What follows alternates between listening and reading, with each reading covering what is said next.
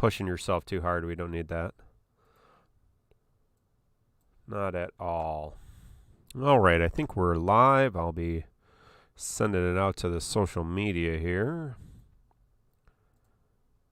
It's not like we have a lot of content to talk about, so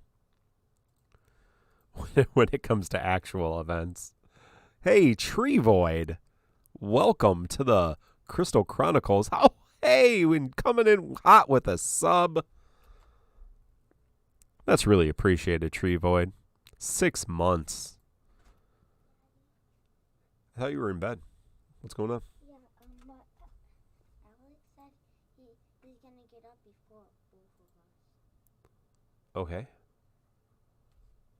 Well, tell Alex it's bedtime and he needs a good night's sleep because he's got his final day of testing tomorrow. Okay? And he's not because that kid sleeps. Freaking brick. Oh, I'm just shooting this out to the interwebs here. And I'll get to chat in a second. I'm going to grab some water. Please, get some water, Alka-Seltzer, a little bit of something else, and I will interact. I will interact with the chat room. Hello, people in the internet. Amen. How are you doing today? K9 word. It's time for violence time. It's all our favorite time. Mother Lover, Tree Void, just joined over the summer. 6 months. Appreciate that. Summon Biscuits, 17 months. Not to be outdone. Tier 1 for 7 months. C. Sam, Speedy Ultra, Lara. Mother Lover, I shout out to you. Enomander. Enomander. No, that's not right. Kmart. Oh, good evening. Good evening. Mino's water is wine.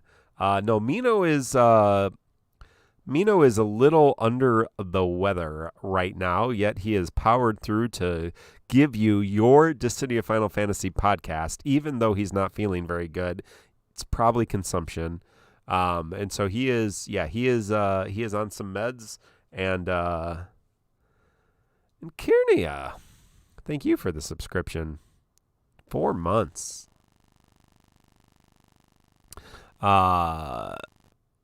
You have a limited time to earn exclusive emotes. Everybody hear that? The hype train has started.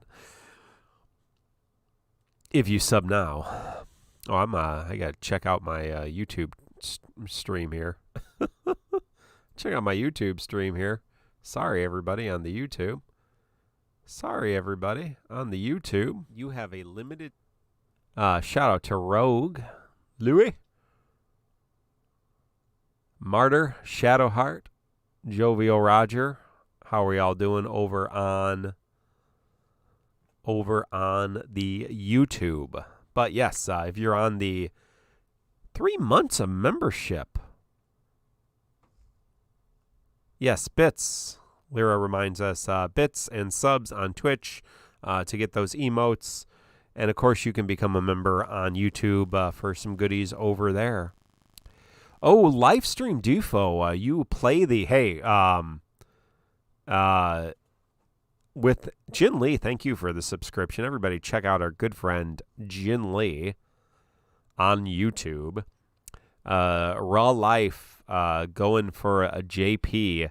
Is that because you saw Tifa's dress is becoming a costume in-game? Also, the quality of life I think that JP is getting. Hey, Not a Shaman, thank you for the subscription. Appreciate that. I'm not sure what service was that on Twitch. Yeah, on Twitch, I think. Soraya the Ranger gifted that to Jin Lee. Thank you, Soraya. And Livestream gifted that to Not a Shaman. CSAM resubbed 32 months. 32 months. Wow. CSAM, appreciate your support over these many years. Appreciate that. Yeah, so what I was saying, Raw Life, is it looks to be, this is not for certain, it looks to be like there will be some quality of life upgrades. So if you start a JP account here in the near future, after you beat Chapter 1, all of your characters will be 70/70, and all your summon boards will be level 20. So all your basic summon boards. So that's pretty cool. If you want to start a new account. Or you could just play Disney Twisted Wonderland and not play a version of the game where you can't read. Chagrin is the new meta. Oh, no. I don't think that at all.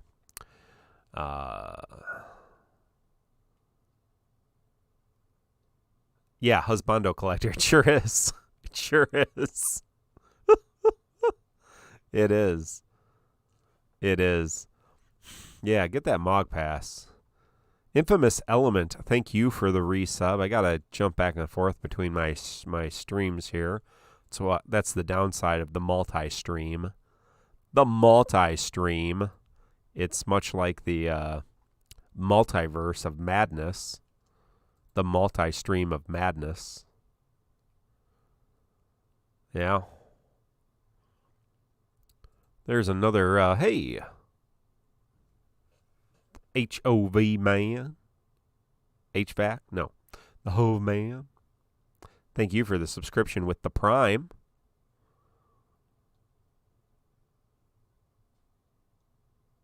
Nickelodeon Brothers. Hey, Anomander.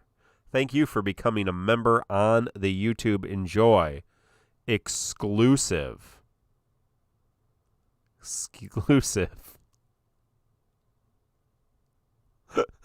Which of the which of the 6 ways I said that is right?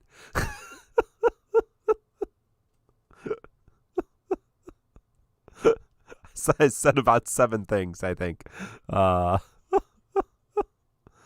Yeah. All of them. Okay, good. Good. They're all right. They're all right. Points don't matter. Is Mino alive? Are any of us really alive? Live stream? Is this just fantasy? Theologica, thank you for 3 months of membership. Appreciate all of you supporting us on Twitch and YouTube. Check out, of course, Theologica. Doing the Lord's work over there on YouTube. Do you see what I see? Yes. Do you see the same blue that I see? I don't see anything. Hey, it is Mina Spellgood. Those other clowns, don't call me Livestream, call me Raw Life. Okay. I am desperately sorry, Livestream Defo. I'm just trying to help your brand, but screw that. I will now refer to you as Raw Life. Lord, touch me. Screw your brand. You don't need no subs. You don't need no stinking subs. Don't follow Livestream Defo. Follow Raw Life on Twitch and YouTube. Join his Discord.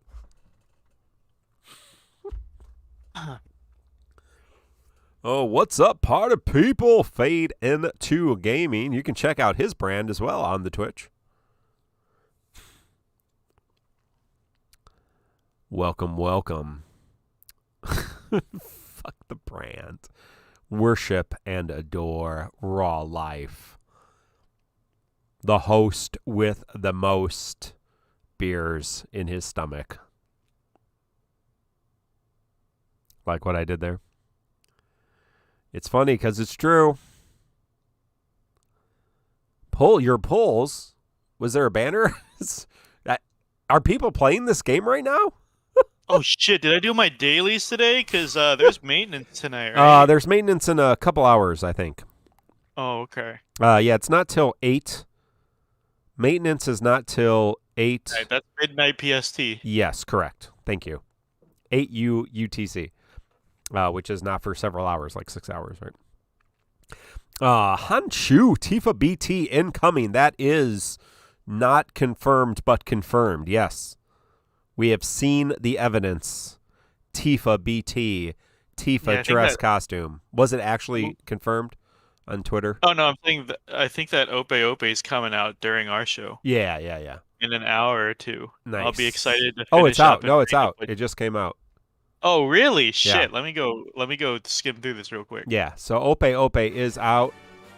And I'm gonna look right now. I'm gonna skim through it. Yeah, if somebody can grab the link. Oh yeah, there you go. Tifa BT, Tifa FR, and oh man, Tifa dress. Let's delay the show a bit. I'm gonna skim through this. Tifa dress. Let me see if I can. Let me see if I can throw this up here real quick. Let me see if I can throw this up here real quick. Thanks, BC. Browser. Yeah, let's do browser source. No, so after capture. you complete a lot of so the patches tonight. Oh, they're getting their patch tonight, just like us.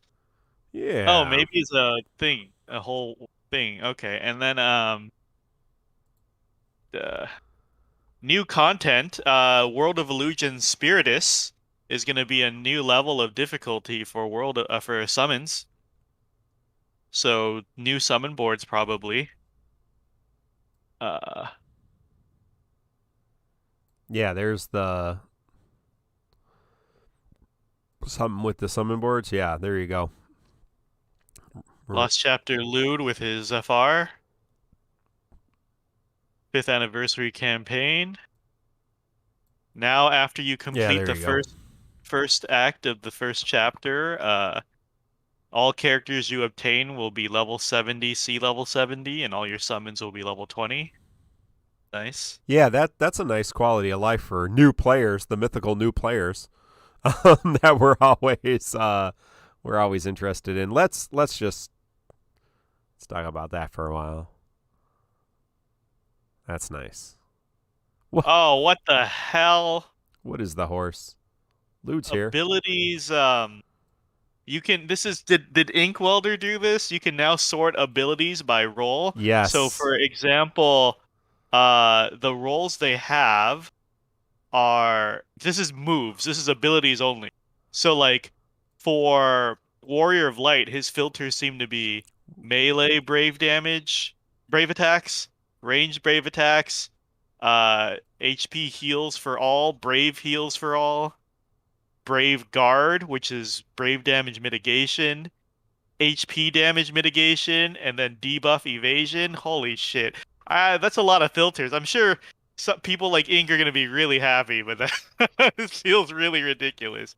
You can also sort them by what status they inflict. Let's see. Isn't this nice that if you play the Japanese version of the game, you don't actually have to listen to it live. You can just go, I want to see what's happening, and then we draw pictures. You can sort all attacks by elements, counters, traps. I guess we'll get some follow-up attacks. I guess we're gonna get a lot of official terms things. Okay, so Spiritus summon boards. What are these? They raise your summons above level 40, and oh shit, they have lockout quests. Nice. Whoop. 5th anniversary.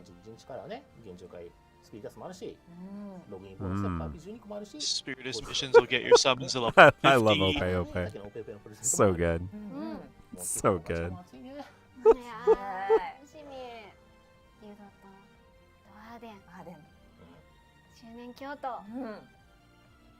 Shit. Oh, this is interesting. Wow, that's weird. Okay, so to raise your summons above level 40, it's a two-parter. So there's gonna be point missions that work like chocoboard missions. So if they're using like Ifrit, for example, the example screenshot they have is completing these little missions like chocoboard missions throughout the game to collect points. So like the board they're showing is like use FF7 characters, use Crystal Chronicle characters, use 11 characters, use magic users, like just to complete quests. Yep. Yeah, I got that. That's up on the really screen. interesting. Oh yeah, okay. でもそのさっきとりあえず10個を目指すって So you get a total of やつなんだけど okay. ミッションで And then the は new boards will give you 40k gems, 400 tickets, and 44 stone これはね pieces. 残ったミッションを達成すると鍵じゃなくてガチャチケット3枚が手に入るようになります。 Yeah. Point まあ missions. これはなんだろう絶対埋めてくださいっていうよりかは、まあ、残ったお題をやった時の軽いご褒美とか。 Trying to skim through this real quick so we can get started.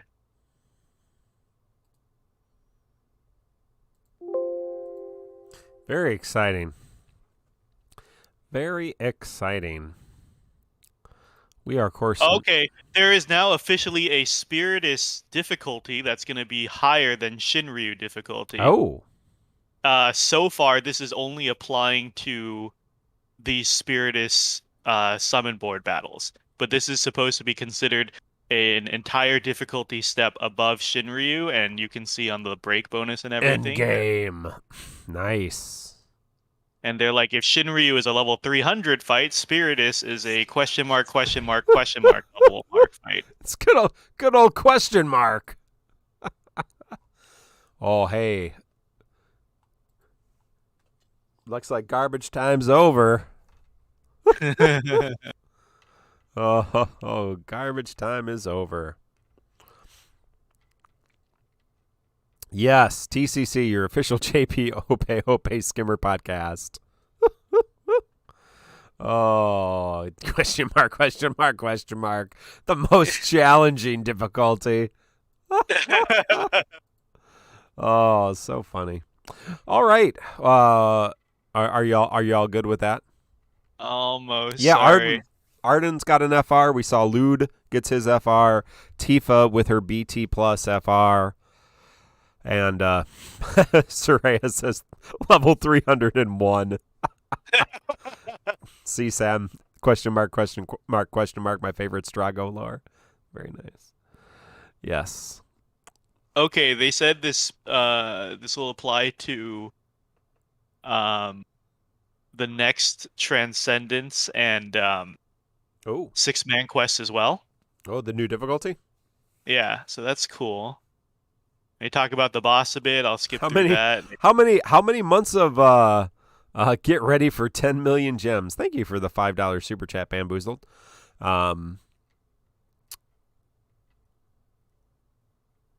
What was I going to say? How long have there been Shinryu fights? Not very long, right? Like 2 months, 3 months. Yeah, like 2 months. Yeah. we got a year of. Well, I mean, okay. So to be fair, Cosmos only lasted like three and a half months. You're right. You are right. Yeah. So again, they canceled Cosmos earlier because it just wasn't working. Right. I'm not saying Shinryu's gone. Obviously, there's still going to be Shinryu fights, but there's a higher difficulty on top of that now. I'm all excited. I'm all aflutter.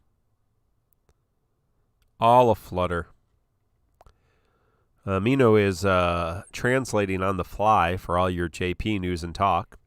Your pre-show. We're not recording this, so. So her Tifa FR is Glitter Strike. I don't remember that attack. Might be a Dissidia thing. And then the burst is. That's how she puts Final Heaven. That's how she puts her makeup on. Glitter Strike. Gets that dress on. Glitter Strike. It's the most terrifying attack. I would hate to receive a Glitter Strike. Tifa is with Rem FR. Oh yeah, we did see the slides. Bro. Okay, so to clarify, for I know BC and Nidre were looking for this information. So they're gonna have an anniversary BT banner with every BT released before January 25th, but it's a one-time pull only. Interesting. So it's not a constant thing. So you get one free pull, that guarantees you at least one BT Oh, I like that. released from January 25. And I like they say on the banner it's actually possible to get more, but you're guaranteed one. Oh, that's so cool. that's cool. Yeah, no, that's cool. That's cool. And then what is this Force one? And then free pull on the all FR banners. Up to 330 total, so that's probably daily pulls for a little over a month. Yeah, and this will be this will be this will be JP's 5th anniversary. Yes, correct. All right, I'm done. Let's do the show. Clear the frog out of my throat. Hey, well, this is your Dissidia Final Fantasy Opera Omnia GL podcast, so let's start that show. I'm glad you are all with us for that little insider look on the future of DiFFOO. Let's start the show. In 5, 4, 3, 2.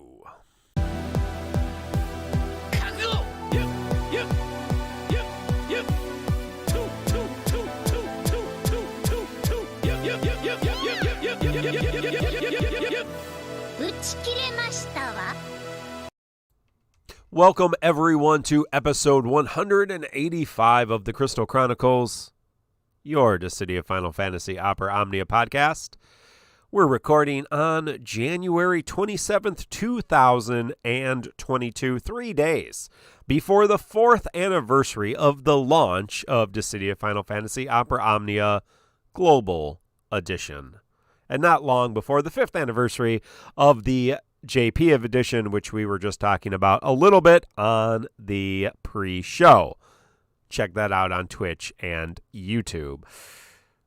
I'm not joined just by me, myself and I, but I'm joined by my good friend and yours. It is Mino Spellgood. Mino, how are you doing tonight? Dying.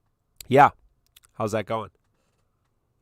I think I got the stomach flu from the symptoms. Every time I get sick, and I've gotten sick a lot this past year, which has really been a bummer. The first year of the pandemic, 0 illnesses because we never went anywhere. Now, I don't know if my immune system took a shot or the world's just a filthy fucking place now. But I've been sick a good number of times this year, and every time I test myself for COVID, and every time I'm sad that it isn't COVID, because if I get COVID, my work gives me 2 weeks paid vacation off.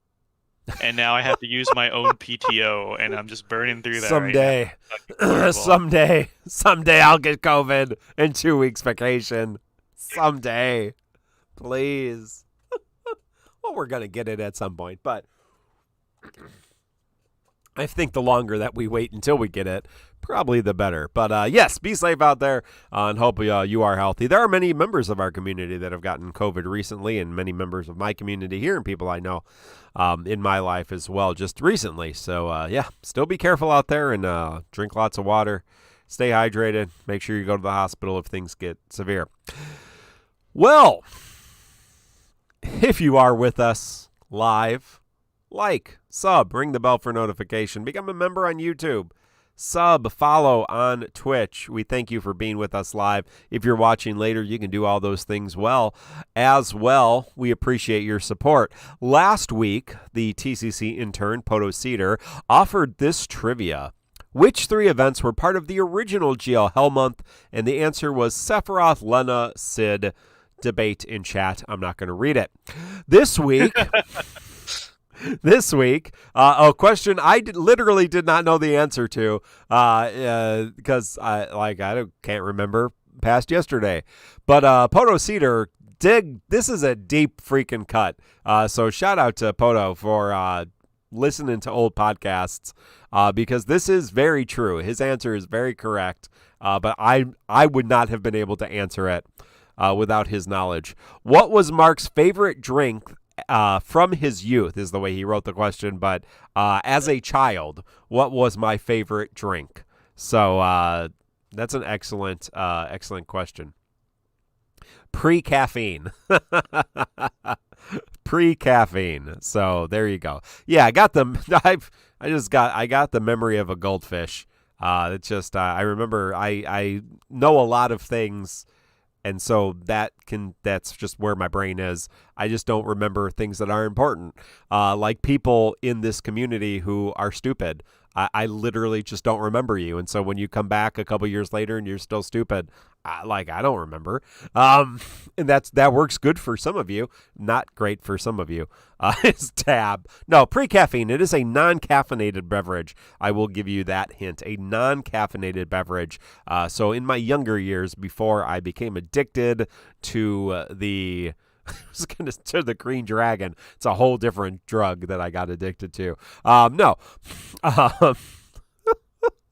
Before I got addicted to whatever we call caffeine. But we'll share the answer in the post show. You'll probably be surprised. But it is fitting, I'll give you another hint, that it comes from Poto Cedar. Well, hey, news of the day. There's no news because there's nothing that's happened in this game. And nothing that's going to happen. There's going to be maintenance, and I assume will not happen. There's nothing. Nothing's going to happen after maintenance, right? Mino? I don't know. No, like, I don't know. Like, I don't know. Seriously, like there's nothing. Potato juice. That's not where I was going with that. There is maintenance in a couple hours. What do we expect after that maintenance? I don't think we should expect anything. We do know on Sunday, the 30th, January 30th, here in the United States, there is the Squex mobile stream. And the next day is the triple Start Dash banner. Or the new Start Dash banner, whatever that's going to look like. So, as of right now, there's not a lot of news. There was something interesting, though, that somebody pointed out to us. And I don't necessarily remember who it was. So I really apologize for that. But the question is, where the hell do you find it? Under Item Shop, I don't know if you knew this, Mino. They are selling 10 packs of Artifacts of All Knowledge, Tomes of Treasure, Tomes of Fortune, and Tomes of Training. I'm not sure that is something that's been done before. That is a 40% value for a 10-pack, 10 for 300, and that is until the end of the month. So if you are low on tomes, like you see I am low on some of these tomes, you might want to pick up some. Well, the 10-pack is on sale. Those do cost gems, but man, that saves you a lot of time. So if you are a potion person, you might want to pick some up. And I don't think we've ever gotten 10 packs before, have we? We gotten 10 packs? No, I don't look at that screen. I don't either, and that's why I didn't know it was a thing. But and remember, log in every day and do your dailies, because we are getting those daily rewards, which do include cores. Not core as in the character, but cores for ultimate weapons and additional, I think, 500? Yes, 500. I can look at the screen in front of me, too. 500 gems and 2 cores for ultimate weapons every single day until the end of the month. So just do your daily. So just kill a big cactar, and then you're done with that. Make sure you log into a big trap. Shout out to, I think it was Soraya the Ranger who missed a day, and now his orb count is forever fucking off. Oh, no. Because this is the only place we're ever going to get orbs by 2. So, what a cursed thing. Hell, I'll be laughing if by the end of this, all of our counts are off. Yeah, probably. They do this with EX tokens every probably. time. Yeah. They really like to fuck with us. So. Summon Biscuit says, how many more days do we have of those? Just till the end of the month. So I think it runs till the 31st here in the United States. Yeah. Or in UTC time, I suppose. So until the Start Dash banner renews, I think then that stops it. So make sure you're doing your dailies. Well, we've got an event to talk about. It's been a long time since we've had a podcast and only one event to talk about, but them's the breaks. So the event is got a name, Wings Graven with Emotion. Wow. That's a great name that I'm just reading for the first time. And it features a brand new character from everyone's favorite game, which I've not played, Final Fantasy XII Revenant Wings. To my knowledge, that was a PSP game, and it is a tactics-style game that is set in the world of Final Fantasy XII, which technically Tactics is also set in the world of Final Fantasy XII. But that's neither here nor there. But we have a new character. I'd play. Did you play Revenant Wings? That's a PSP game, right? Somebody in chat confirmed that. It's a DS game. Oh, it's a DS game? Yeah, and it's a real-time strategy, so it's not like turn-based. It's like you're telling your troops to go here or there. It's on the DS though. Huh, I have a DS. I could get one. Huh. Yeah, you use the touchscreen to move your troops around. Somebody send me their copy of Revenant Wings so I can play it. Interesting. Well, I was completely wrong, and that's fair because I've never played the game. But what I do know is that Llyud is from the game, and that's apparently how you say his name. And that's all we have to go on. So let's talk about Llyud. Llyud is a character who has wings, and he flies around, which is kind of fun, right? Not everybody flies around with their wings. That's a lot of fun. And what's he do? He's a ranged damage dealer that does, well, he does damage because everybody does damage, but he is a supporting character who focuses a lot on battery, who does some healing, and his main gimmick is he charges allies' EX gauges, which is very timely for C90. So just a quick breakdown. Skill 1 consumes his own HP, does Brave Gain, batteries the party based on that, does a bunch of attacks. The skill 2 heals his HP. That's the AoE attack. His EX does a whole bunch of things, a whole bunch of hits, splash damage, Brave Gain, free ability use on your next turn, and fills your allies' EX gauge and heals your allies. It's very nice. His LD consumes half of his HP, batteries the party based on that consumption, heals his allies, does damage, and fills his HP or his EX gauge. So he does an EX, fills the allies' EX gauge. He LDs, fills his EX gauge.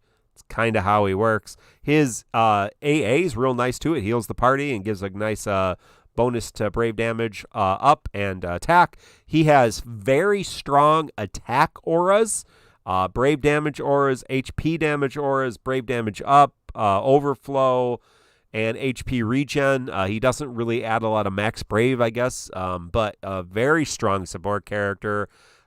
Focused around battery and also this gimmick of charging EX, which, again, very helpful in an era where the EX buttons are often really, really good. For example, Null.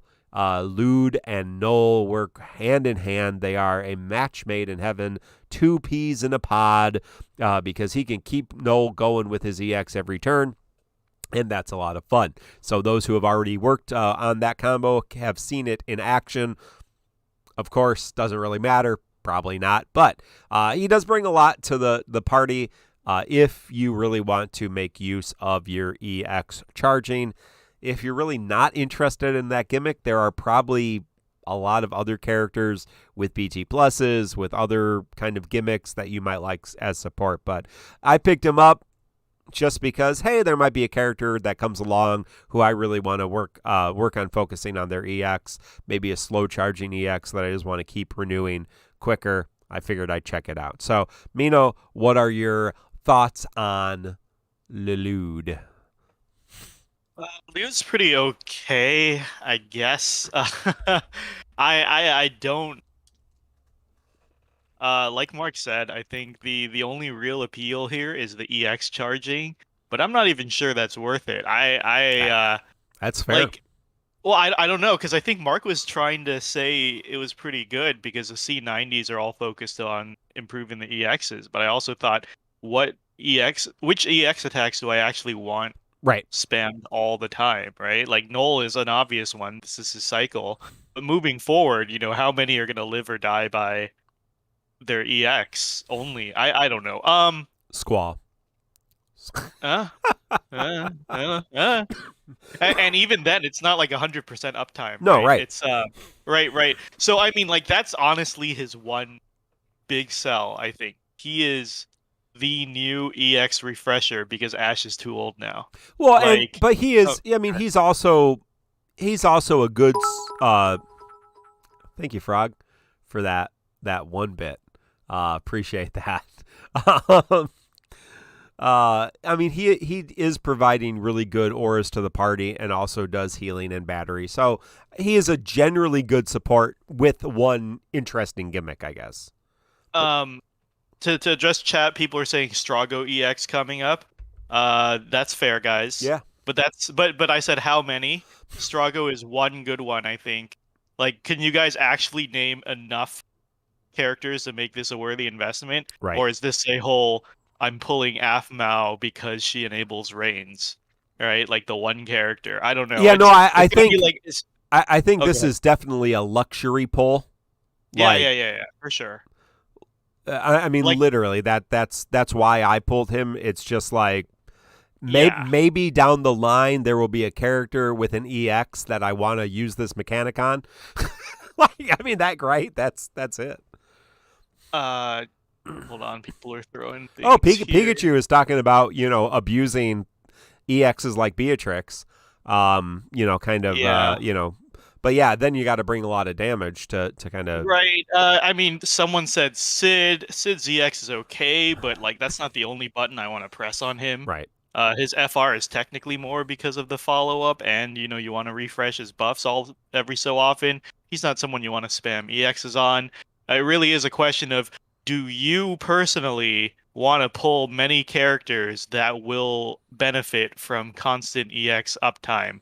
Other people are saying, oh, well, he has unmatched auras. I don't think I technically believe that. CSAM's telling me 140% attack. Queen has 130. Yeah. She's right there. Pain also has very comparable auras. Yeah, his auras are very competitive. Like, he's got good auras. He might have a slight edge, but they're not peerless, unmatched auras. Yeah. Like, literally, we just got Queen and Pain who can match what he does. And then, he's also going to lose to BT plus auras. Right. Like, that's just a fact. We know we don't compare LD only characters. Well, we just did for Queen and Pain. But also, like, most of the time people are bringing a BT plus for their auras anyways, honestly. So, like, no, his only real specialty is the EX recharge. What he does is everything else decently. Yeah. So, like, yeah, his auras are pretty damn good. Yeah. As a healer, as a solo healer and a solo battery, not bad, right? And so, like, he does certain things. As for his support, he can pump out decent damage. Like, in Synergy, his S1 was consistently hitting, like, 500k. Yeah. Which I was pretty impressed by. But, again, that was in Synergy and with an Ultima weapon. But right. Like, for a support, his damage is pretty good. Like, I think he's pretty above average in a lot of things. But I hate to agree with Ink here. But Ink said, like, there's just nothing new about his kit. And I know Ink likes to talk about how, like, he's brought this up before, like, homogenization of kits. I'm not going to go so far to agree with that, because I think I've also countered him before by saying, like, the whole point of a gacha game and living in cycles is that you have these characters leapfrog each other constantly. So his new role is technically to leapfrog Ash as the EX refresher. And then Ash FR will probably do that to him. And then, like, there's always certain characters like debuff immunity or cleansers or HP silence people that just take turns leapfrogging each other. So you have the most recent one. So I really think as of now, that's Llyuds' role. And looking ahead, spoilers to in Japan, they just announced his FR. His FR is just a big heal.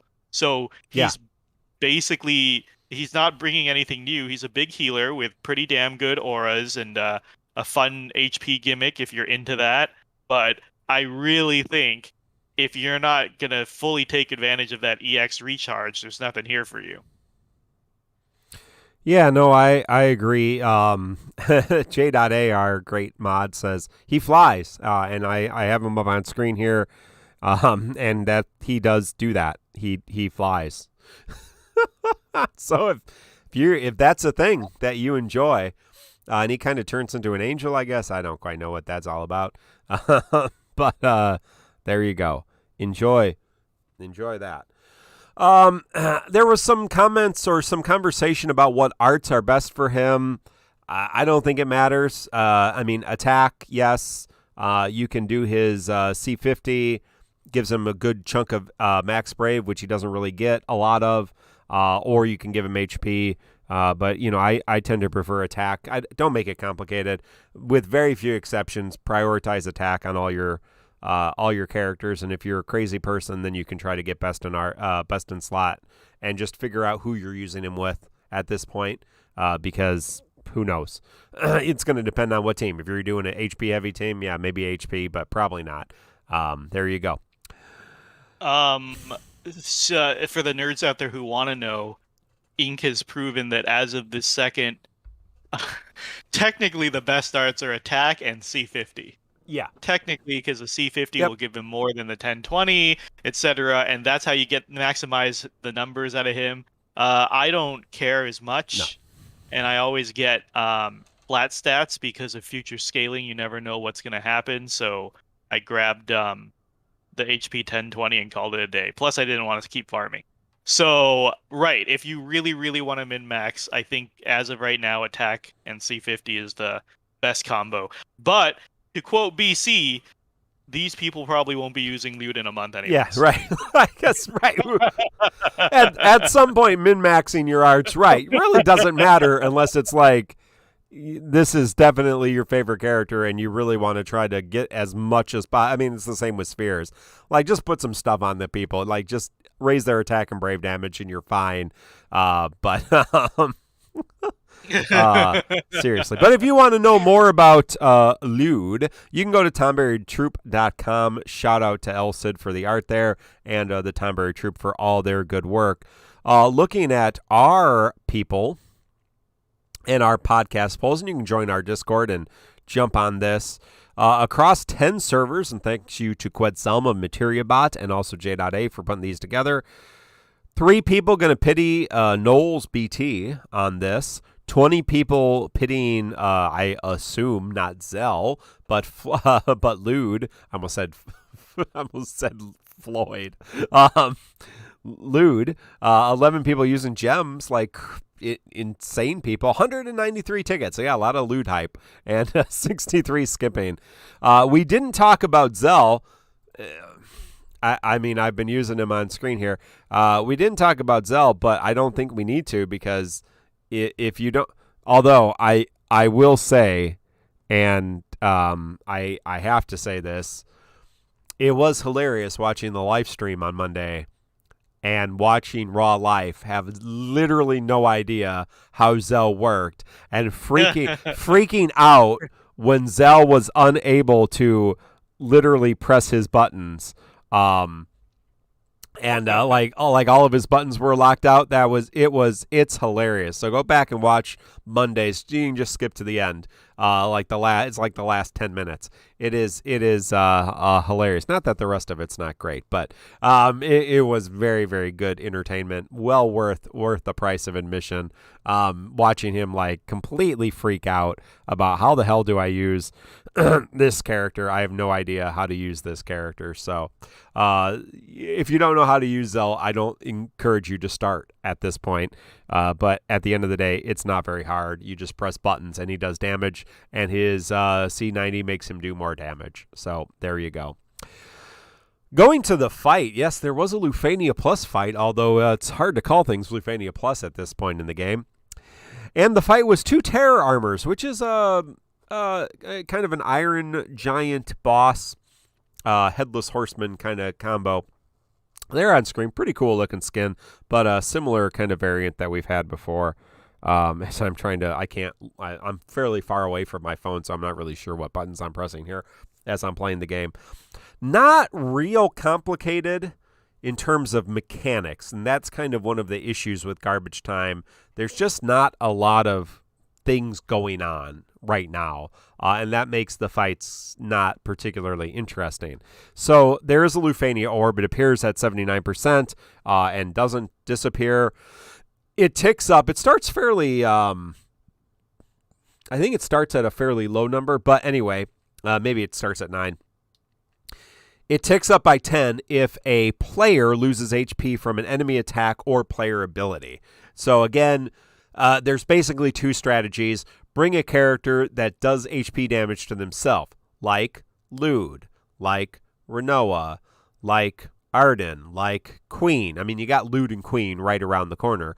A lot of Rinoa runs. Arden definitely can fill in this. Galuf, does he do that? Some Dark Knight Cecil. There's all kinds of characters that absorb their own HP. CSAM saying Galuf MVP. So there's a lot of characters that absorb their own HP, tick up the orb. Shouldn't be a problem if you have one of many characters, and if you don't, you got 2 banners you can pull on to get Queen and Llyud, both decent supports. If you don't have supports, and if you're missing any of those characters, you're probably new to the game and you should be pulling supports anyway. So that's really the main thing about the fight. These things do HP attacks. You can delay them forever and not have to deal with it. You can do massive damage and not have to deal with it. They only have 14 million HP. Or you can bring damage mitigation and not deal with it. I mean, it's a fairly straightforward fight. There's not a lot of mechanics going on besides manage the orb and don't let them kill you. And that seems like, well, that's pretty much every fight. Yeah, but some fights have a lot more mechanics than that. This is not one of them. Mino, anything else that I need to... No, just to pad awful. time. This fight has 2 fucking attacks. I don't know how people So find bad. this engaging. It blew my mind. It has a single target Brave hit, and then an AoE Brave plus HP. That is it. And then I think under a certain threshold, that AoE becomes a plus. That is it. How I'm not sure how people are defending this. I'm sure Mark has this whole rant lined up for later in the show, but I'm not sure how people are defending that this is engaging content. This fight has 2 attacks, and you ignore the single target one, and the AoE one only comes every 3rd turn. I don't understand. And like, people are saying, oh, well, I struggled with this fight. Everyone who said that, and I watched their gameplay, it's because... 1, they tried to disrespect the orb and race it with no self-damage and, denying the enemy all turns, which is not how you play. And the other is not having, bringing self-turn, but turn hogging around the self-harm. Right. So that they don't get enough turns and the orb blows up. That is it. I did forget, they do have a debuff. A stacking debuff that can do a lot of damage to you if you let them hit you a lot, right? That's the other mechanic of the game. So you got the orb and you got the stacking debuff and you got their 2 attacks. That's pretty much all you're working with. But I did forget the debuff, and I did not run debuff immunity, which a lot of people did, just to ignore that. About later though, it's just all these people on Reddit and the Discord who are like, oh, well, I don't think it's garbage time. I came back after a year and a half to 2 years of not playing, and, this was hard for me. Yeah, like, no, what the fuck do you think is going to happen when you take a 2-year break? But I digress. Yeah, no, that's... We'll be violent later. That's bullshit. 2 attacks! Excalibur's correcting me. I'll take his word for it because he's the expert here. He says there's technically a 3rd attack. Yeah, there's technically a 3rd attack that they do if they have enough Brave to one-shot you. It's a unique attack that's literally just there to dump their Brave to kill you. If they're single targeting and you're in death range, you're right. That is a death blow. I don't know if I'll count that as a separate attack, Excalibur. That's literally just a game mechanic of let me kill you. Like, they can't magically turn that Brave into a Brave Plus and stuff, but yeah, right. Like, it's... I guess you can call that a 3rd attack, just like in FF14, if the boss has an AoE attack, you can call that a mechanic, which I fucking don't. But, right, like, technically, I don't fucking know. Yeah, it's a little bit disappointing. Not... Like, I like the orb, I think the orb's interesting, but yeah, not a lot of, it is what it is. But hey, just because we find it easy doesn't mean you might find it easy. You might be still learning how to play the game, all that kind of stuff. So you can go to DissidiaFFOO.com. You can go to our friend Excalibur, has wonderful infographics. Scott Ong and Destroth have tons of runs. They're always doing stuff. You can jump on our Discord. And hey, if you come onto our Discord with a humility and a willingness to learn and take help to actually, hear and say, hey, I've tried this a few times. I'm struggling. I'm not really sure what I'm missing. Record your fights, watch it back, or record your fights and let us see it, or come on our Discord and stream for us so that we can see what you're doing.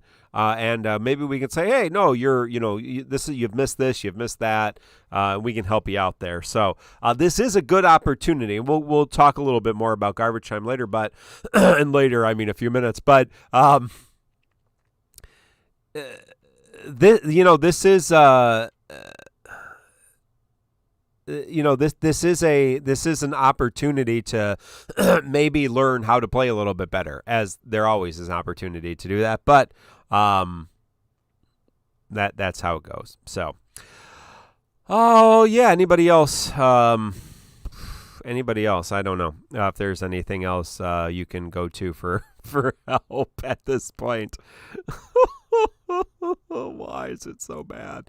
All right, well, transitioning from that one event to some topics of discussion. Our final, hey, C-Sam, thank you for becoming a member on YouTube. Appreciate you doing that. Strangers of Paradise, Final Fantasy prequel, is coming out. So you can pre-order that, I guess. There's some Final Fantasy news. Wanted to highlight, we were talking a little bit about this in the one of our Discord channels. If you are new to the game, and of course Anniversary is a great opportunity to jump in the game, do check out Tonberry Troupe's Beginner Guide. I think, we generally, if somebody says, hey, I'm new to the game, I've just started, go read Tonberry Troupe's Beginner's Guide. I mean, I don't think there's a better resource for a new player. They do, Tell worked really hard on that. They walk through kind of everything you need to know to how to start the game. Really, really great resource, and I would encourage you, if you're a new player, go read it, TonberryTroupe.com, Beginner's Guide.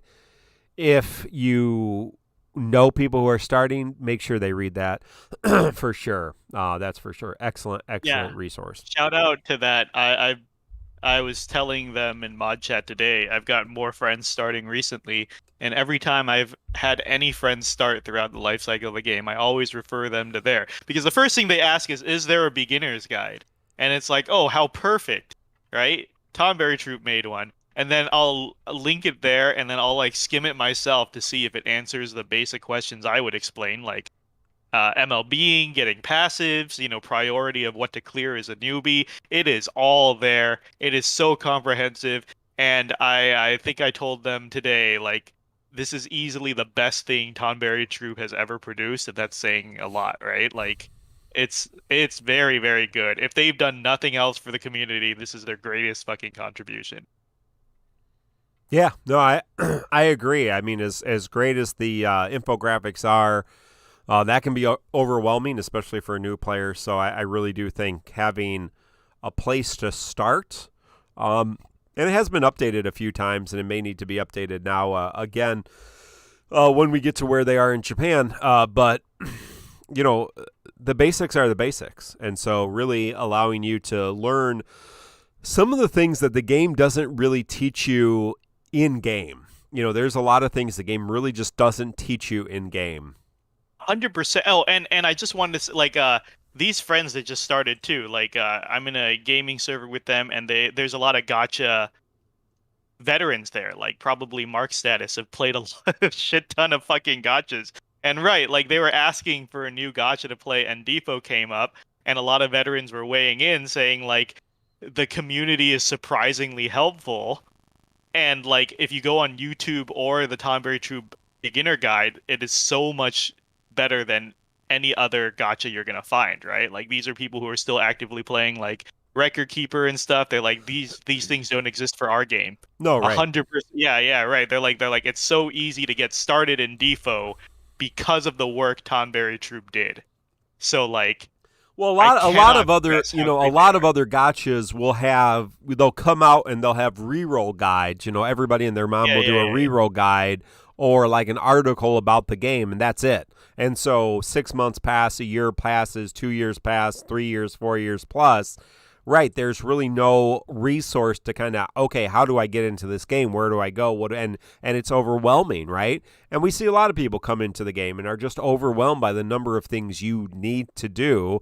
And so they're trying to approach content and they haven't leveled up their characters. They haven't gotten all the passives. They haven't done their summon boards. I mean, they haven't done any artifacts. I mean, they haven't max limit broke all the weapons. There's so much. I'd say that Slack, but then she'd go off here in the background. That would be funny. But yeah, so definitely check that out, and that's really awesome of them. So hey, if you want to be involved in our community, you can become a Twitch subscriber or you can become a YouTube member. Appreciate all of you who are doing one of those things. And you can join our podcast supporting corner where our TCC intern Podoceder asks a question every week. And the question he asks is good, as we're going to talk about this a little later in the show. Do you prefer tougher fights than the current set of fights? If so, why? What could the devs do to make these fights more challenging? Now, there's a lot of conversation in the supporters corner, and so it's going to be hard to go back and do that because it ended up just being a good conversation. So I do appreciate all of you having a wonderful conversation. Sick Church, thank you for following. But so I won't read from the community today, but a couple of things I will say in terms of fight difficulty, and we're going to come basically at the end of the day, we're going to come out this. At least I'm going to come out this way. Yes, I want more challenging fights. Period. I think there is a fine line between too challenging, but at the same point, I would argue that the most challenging fights we've had, the most bullshit fights we've had, at least I beat them. I felt good about beating them, and I put them down. The fights that were that were very difficult, challenging, but not bullshit, those fights I ended up playing more than once. Because those are the fights like, oh, hey, can I do this some different way? Can I, I don't even have a desire to upload my videos right now of fights. It's so bland, so boring. There's no way I can even challenge myself at all. So I'll let Mino talk about this. But first, Sean on YouTube for a $10 super chat. When are your next pull battles planned for? I do not have a next pull battle planned at all, Sean. Is there a particular banner that you would like us to have a pull battle on? Then maybe we'll talk. But I do not have any pull battles planned because I'm not spending gems like forever. So I don't know what to tell you. But Mino, what do you think about? But I do appreciate the super chat. And feel free, if you want to super chat, subscribe. That's a great way to throw out your question and get us to read it on air. Or any stupid thing you want us to say. Mino, what's your take on fight difficulty? On the question specifically of what we could do to make it more difficult, or? Oh, yeah. If you want to go down that road, sure. Okay, because I know you have this whole thing lined up. I'm not feeling too well, so Mark's going to take the lead in the conversation moving forward, and I just, back him up. So I'm not going to go into a big tirade. I've honestly been tired of fucking talking about garbage time this week. Everywhere. Every time I look at the community, it's an argument about the term and the desire for garbage time, which truly proves it's garbage time, guys, because instead of talking about the fucking game and the events that are happening, you guys are arguing about why garbage time is great. That's truly a sign of how garbage it is. The game itself is not worth talking about. What you're talking about is how much you want to hoard resources for the next era, not playing the game now for a couple of months and how much you enjoy not playing the game. So many people saying, "Oh, I love that I can now just check in for 10 minutes a week." Or people saying, "For the first time in over a year, I'm finally having fun." Like, what the fuck are you doing with your time then? Why are you playing this game if you're not enjoying it or you only want to spend 10 minutes on it? Holy shit, right? Like people are like, "Oh, I love Edaroth because that means I only have to spend 3 minutes in the party screen, and then that's my defo time." If you only want to play this game for 3 minutes, I don't think the devs should be catering to you. First Right. of all, and if you're Edarothing everything, I'm pretty sure you're not spending money either. So that's double why the devs should. You know what? I'm going off topic. Yeah. I said I would let Mark handle this, so let me just answer the question. Yeah. A good band-aid fix that I would take during this garbage time is to just inflate stats like they did with early EXs. Yeah. People complain about 100%. just inflating stats is fake difficulty. I don't technically agree because in an RPG, just by inflating stats, you actually have to engage in the mechanics, because the biggest problem now and during 100%. garbage time is that you can ignore everything by having a stacked ass team and then stacking BTs and summons and blowing through everything before the boss has a turn. People are learning in this fight why they're struggling here is because they cannot kill these things before the orb goes off, because under I think 20% their reductions get ridiculous. Yeah. And so people cannot race the orbs, so they're like, "Oh, this is a hard fight because I have to give them a turn or actually do their mechanic." Right, like if you increase the stats, you actually have to do the mechanics. If you just remove the ability to no turn all of these fights, all of a sudden they're much harder. So all I'm saying is, if you double even just the HP of the boss or add 50% to it, that's more difficult because you can't just blow the boss up before it does anything. Yeah. That's all you have to do. Oh, sorry. No. I agree with you. I mean, I think that would be a quick fix for this next few months. Obviously, it's just interesting as I've been watching my sons play the Spider-Man, the recent Spider-Man game on PlayStation, and the boss fights in that game are, well, the challenges and the game modes are kind of pretty standard, but the boss fights kind of hit very similar strides to games, because I mean, to be honest, I haven't played a lot of console games over the last 15 years. I just honestly I haven't, for a number of different reasons. But the boss fights kind of hit those strides where some of them you just got to do a lot of damage. Some of them you got to do gimmicks. He just did a Scorpion Rhino fight where you had to lure Rhino in and hit him with something and then, do an attack. Some of them you have to let the boss take turns. It's just interesting because some of them are you have to let the boss attack till he runs out of juice. And then you get to attack. And so it's all about, evading the attacks until, and there are things that they could do in default by, hey, like endurance battles or something where, you have to give the boss turns or you have to let the boss act. They become invulnerable for a certain amount of time. And there are some things they do in the Shinryu era that are kind of like that. And I think a couple fights even beforehand to make things a little bit interesting. So I really do... there are lots of options without changing the game completely. But I do think a very quick fix, right, would just be increase the HP, increase the damage reduction, increase the brave gain reduction, and right. I mean, it just up the stats, and you'd actually have to deal with mechanics. It probably still wouldn't be very hard because we have so many crazy damage dealers and so much ridiculous stuff, but you might actually have to bring a support. You might actually have to supplement your damage dealers in that way, or maybe interact with the content a little bit. So I agree. Great question. Thank you, Poto Cedar. Sorry, I was just checking through. The chat. Final ASIM says, "Oh, I disagree because in JP garbage time I used Orin Lena Queen through most of the fights and gave the boss plenty of turns. It still did not feel dangerous. I would argue that using an immortal team is not engaging with the fight.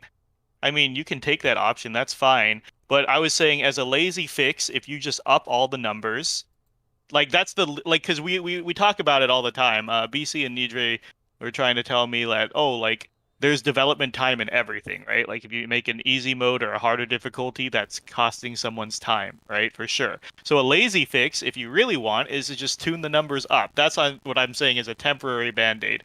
And I'm saying this not expecting us to get anything, right? Like it's okay if it proceeds this way. That's how it was out in JP. I'm just saying that's a lazy way, minimal effort to keep a part of your player base engaged, which is fine. Hell, tune up the attack numbers too. Numbers all over. It doesn't fucking matter. But right, we're saying a temporary bandage. And before I get too far, because I'm not sure what Mark has queued up, it's just like this is clearly not an intention, a deliberate intention of the developers, I believe, because they keep upping the difficulty going forward, right? Like eventually they're like, okay, no, like let's make the fights hard again. Let's throw up a Shinryu difficulty and now a Spiritus difficulty coming. Right. Like they don't want it to be a fucking face roll. Like the whole game. I don't think like, this was intended, not right? Intended. Yeah. So all these people saying, "Oh, the devs finally learned." Now they're like, "No, this was not an intended consequence." No, this was a C90 was we assume kind of a rebalancing, but ironically they rebalanced the characters and not the bosses. C-Sam with the $5 super chat, thank you. LOL, increase reductions beyond 90%. Yeah, you can increase them. Well, the funny part is about some of these fights is you don't have those reductions. They've removed reductions on some of these fights that are coming up. And not only that, but in Shinryu difficulty, some of the reductions actually go above 100%. Yeah, true. Because you have so many tools to raise your own brave damage so like it cancels out, right? Like additively. If it's like, hey, reduce brave damage by 100%, and Pain herself already gives you a 50% increase. It's already at a base 50%. That's one unit. That's not counting all the AAs that are now going to boost your brave damage by 50%, et cetera, et cetera. Yeah, like there's some stacked AAs coming out. Yeah. Yeah, get those fucking numbers higher because right now it's very easy to make it non-existent. Or hell, just to tip it in your favor. Insanely fucking easy. Excalibur says, this reminds me, do you guys remember that time where we had that one stage with the 3 headless horsemen with the JP stats? Oh, yeah, that was great. Fucking GL. That is a good example of how inflated HP makes the game much harder. Right, that is a good example of how inflated HP makes the game much harder. And you reminded me, Excalibur, that what inflated HP alone, just HP, would do is make turn counts scarier for people. And that's all you really need. We beat that fight, didn't we? Like no, we did not. No, we didn't. No one beat that fight. I couldn't remember. It was fixed. It was fixed pretty quick. But like. But yeah, that's all that. It was just a bug, right? Right. That we just got early difficulty jump. But what I'm trying to say is right. For example, if you take the event that Lena debuted in GL, the Lamia fight, it's just the twins fight, but they shaved off 20 turn count. And that alone sent people into a fucking frenzy. And I remember Eamon was talking about this in his challenge channel, but because I think BC and others were saying it's the same fight, and Eamon's like, no, it's not the same fight because a shorter turn count shuts out a lot more characters. Well, I don't necessarily agree with his line of thinking. What he's onto isn't too off. If you just make the turn counts tighter, all of a sudden people are taking the fight a lot more seriously. And a huge level of difficulty goes up. So yeah, like just inflating HP definitely makes the fight hard. Wasn't there a Loophania Plus recently that was just a really big fat HP check that people were struggling on just to do enough damage? Somewhere around Jagran and Saz, somewhere around those. Yeah, there were some meaty ones in there in the late pre-garbage time Loophania Pluses. I don't remember specifically, but yeah. And then Raw Life is saying, I fix garbage time in 3 easy bullet points. 1, all orbs are lethal. 2, certain number of moves in a row, boss cleanses and attacks. You stole that from me. And 3, all fights gain more HP, same turn count. I just said that. But to ignore the last 2 points, what Ra is saying, make all orbs lethal.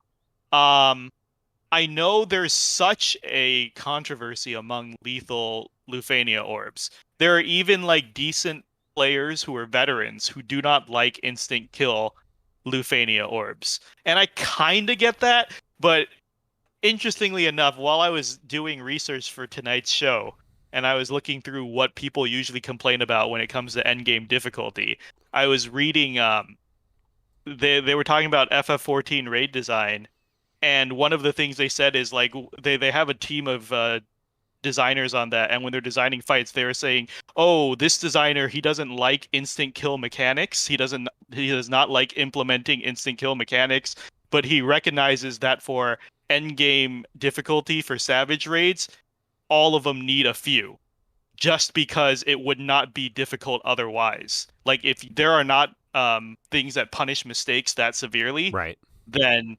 the difficulty level just plummets. Like, so I personally do like lethal Loophania orbs, because it really is, hey, no, take this mechanic seriously. Take this team building seriously. This is not a suggestion. Like this is something you should play around. This is not make your life easier. This is the fight. Like we talk about GL first exclusive fights, all they do is change the orb and all of a sudden it's a different fight. Right. Because if it's a lethal orb, just like the Llyud one that people are complaining about, you have to respect the mechanic. And they're saying if an endgame fight or a supposedly difficult fight has no lethal mechanics, then it is not very difficult at all. That's the baseline. Yeah. So I really am a proponent of instant kill lethal orbs. Yeah, I want to hear the argument to why people say that's bad. I think some people say restrictive to team comp building, but well, and there's some there's some chat, there's some talk in chat here. We're not saying that you can't have difficult fights without lethal orbs. Like you can have difficult fights with non-lethal orbs, like that's for sure.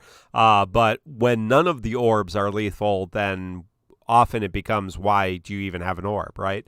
Like what's the point of the orb? CSAM says, wasn't Shiva considered one of the most difficult Loophania pluses with non-lethal orb? I wouldn't consider Shiva the most difficult. I think people lost their shit over Shiva because they got to take turns. And I wanna point out that most people ignored the orb on Shiva. Yeah, right. By the way, so and I'm saying like, sure you can maybe do fights without lethal orbs, but like Mark said, occasionally is fine. Right. Removing it completely is bonkers, and even worse is at the end of the day. Apologies, guys, but this is a gacha collector game, which means they want to encourage you to keep collecting units to tackle these. That's the whole point. If all orbs are non-lethal, you could, with enough effort, shovel any fucking Joker through, honestly. Because I think most people didn't even use the banner for Shiva. Right? It was mostly Warrior of an Ace and then whatever scumbag. So like, if you don't do it, players are not going to respect the fight. And Ifrit, right? Like, I'm pretty sure a lot of people didn't use the banner character for Ifrit alone because, once again, no fight. At least C2A historically shows that when the orb is lethal, many people will actually pull on that banner and use the character. That's good for the game. That's good for the business. That's good for the health of Defo. Yeah. Well, continuing on that topic, and again, feel free at this point if you want to super chat, if you want to sub, become a member and ask a question, feel free, and we will answer your question or share your comments. Those are the best ways to get our attention in chat.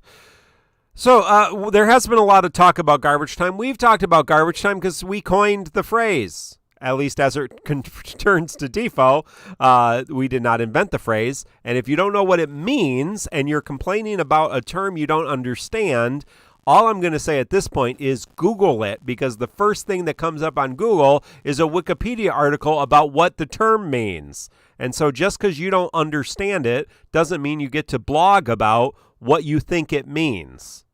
We have explained it. We're not going to do that again. What we are going to talk about is the people who are defending it and saying it's great.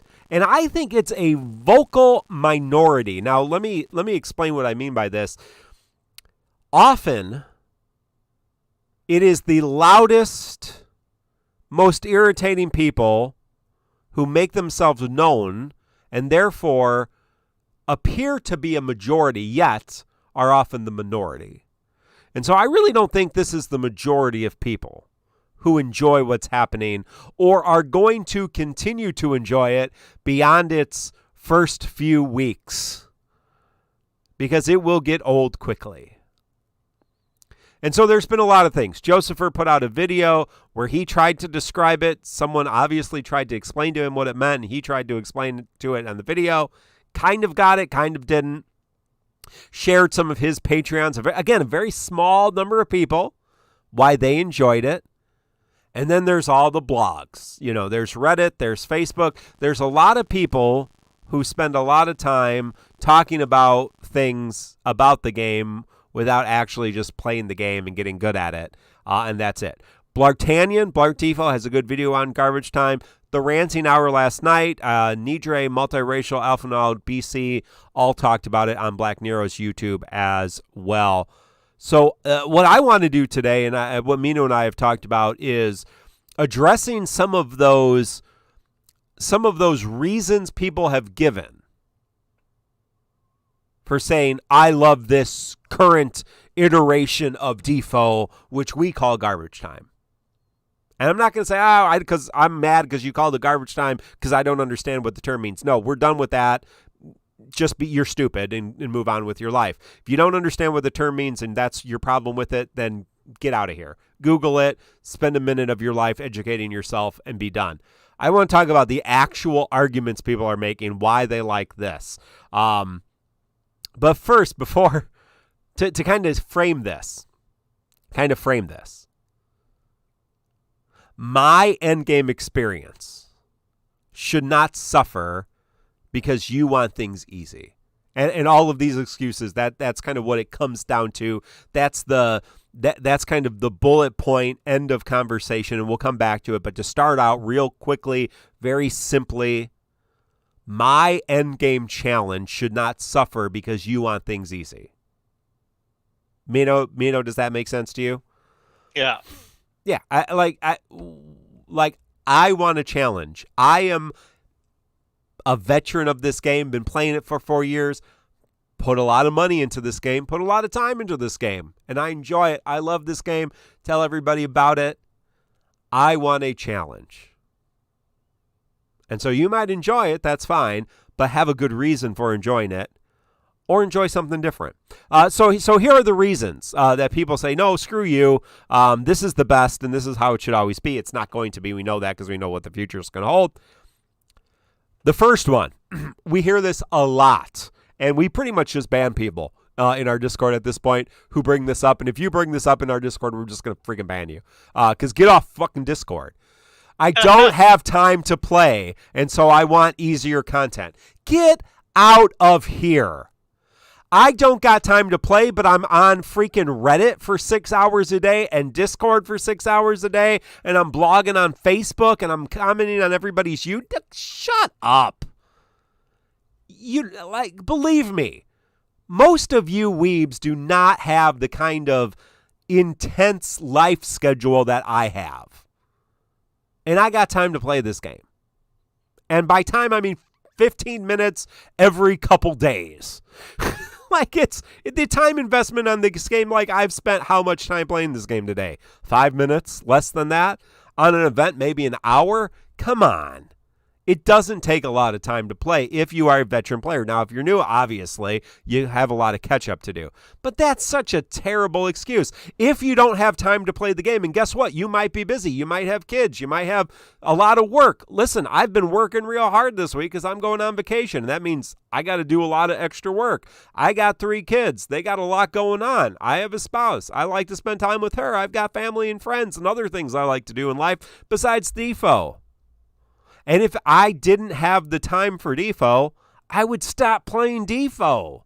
If you don't got time, you don't got time. But your inability to schedule your time and focus your time effectually should not impact my gameplay experience. You not being able to manage your time or you not being able to invest time in something should not impact my enjoyment of the game. Mino, is there any thing you want to say about people who say they don't have enough time to play the game? Yeah, I'll keep it short. I've always said that I feel like when people say I don't have the time, it is the biggest coping mechanism in the fucking world. And I know, and then people have come to me saying what I mean when I say I don't have the time. What that means is I don't want to invest the time or I don't have the motivation. That's fair. First of all, you could just say that instead of saying you don't have time.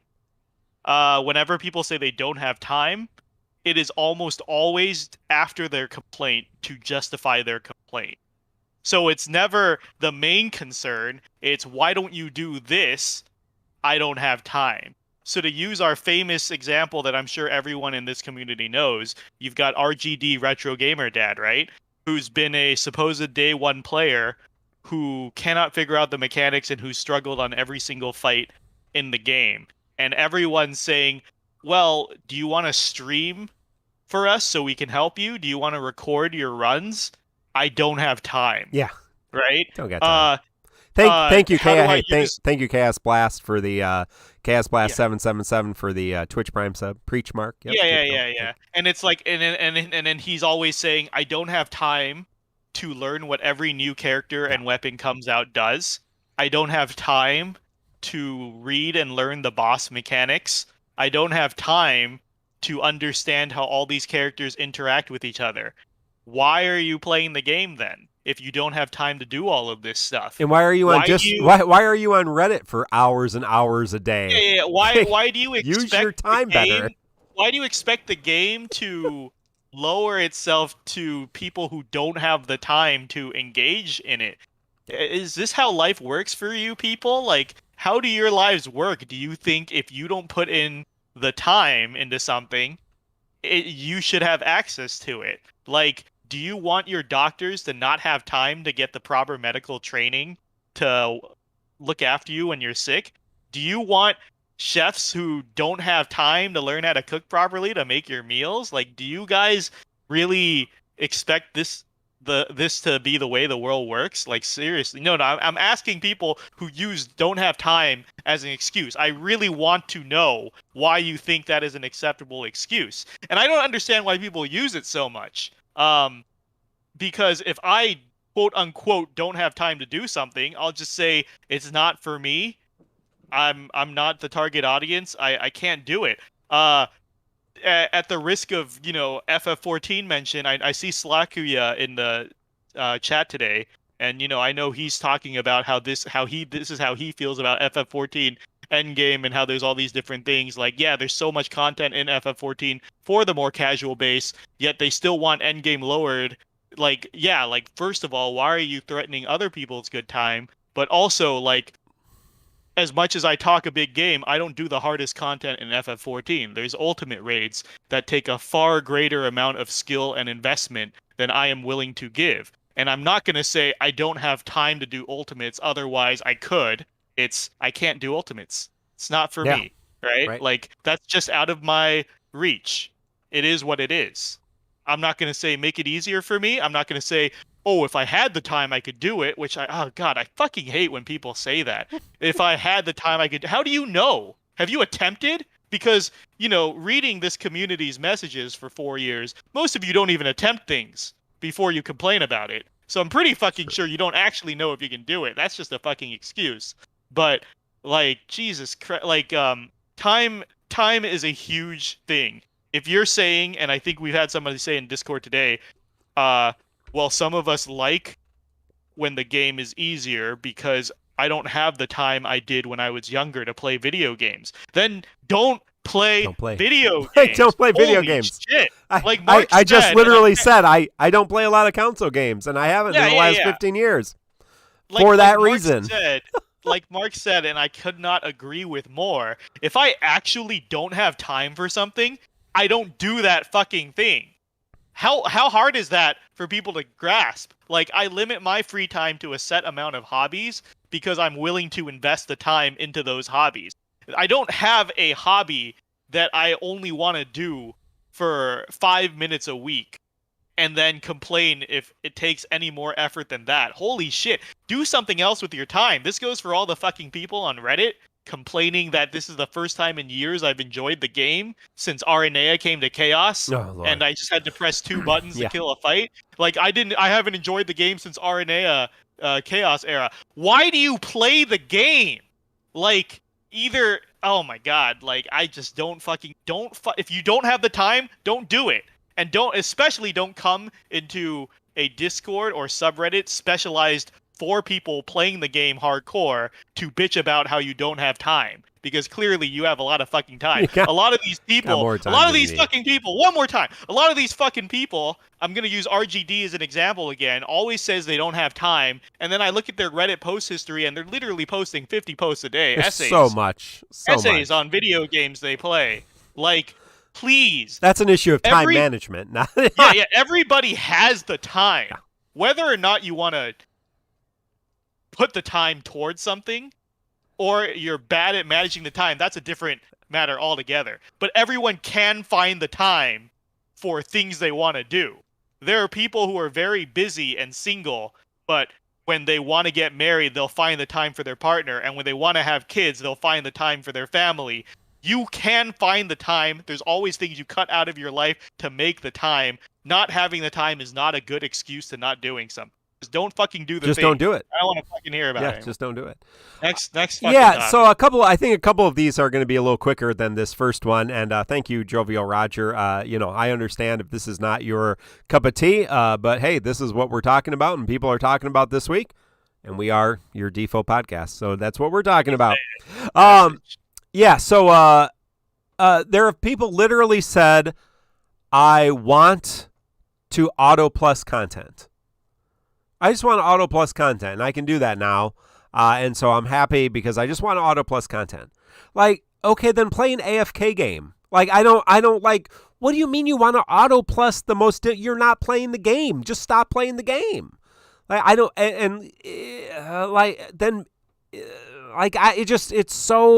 I just don't understand. I want to auto plus the most difficult content?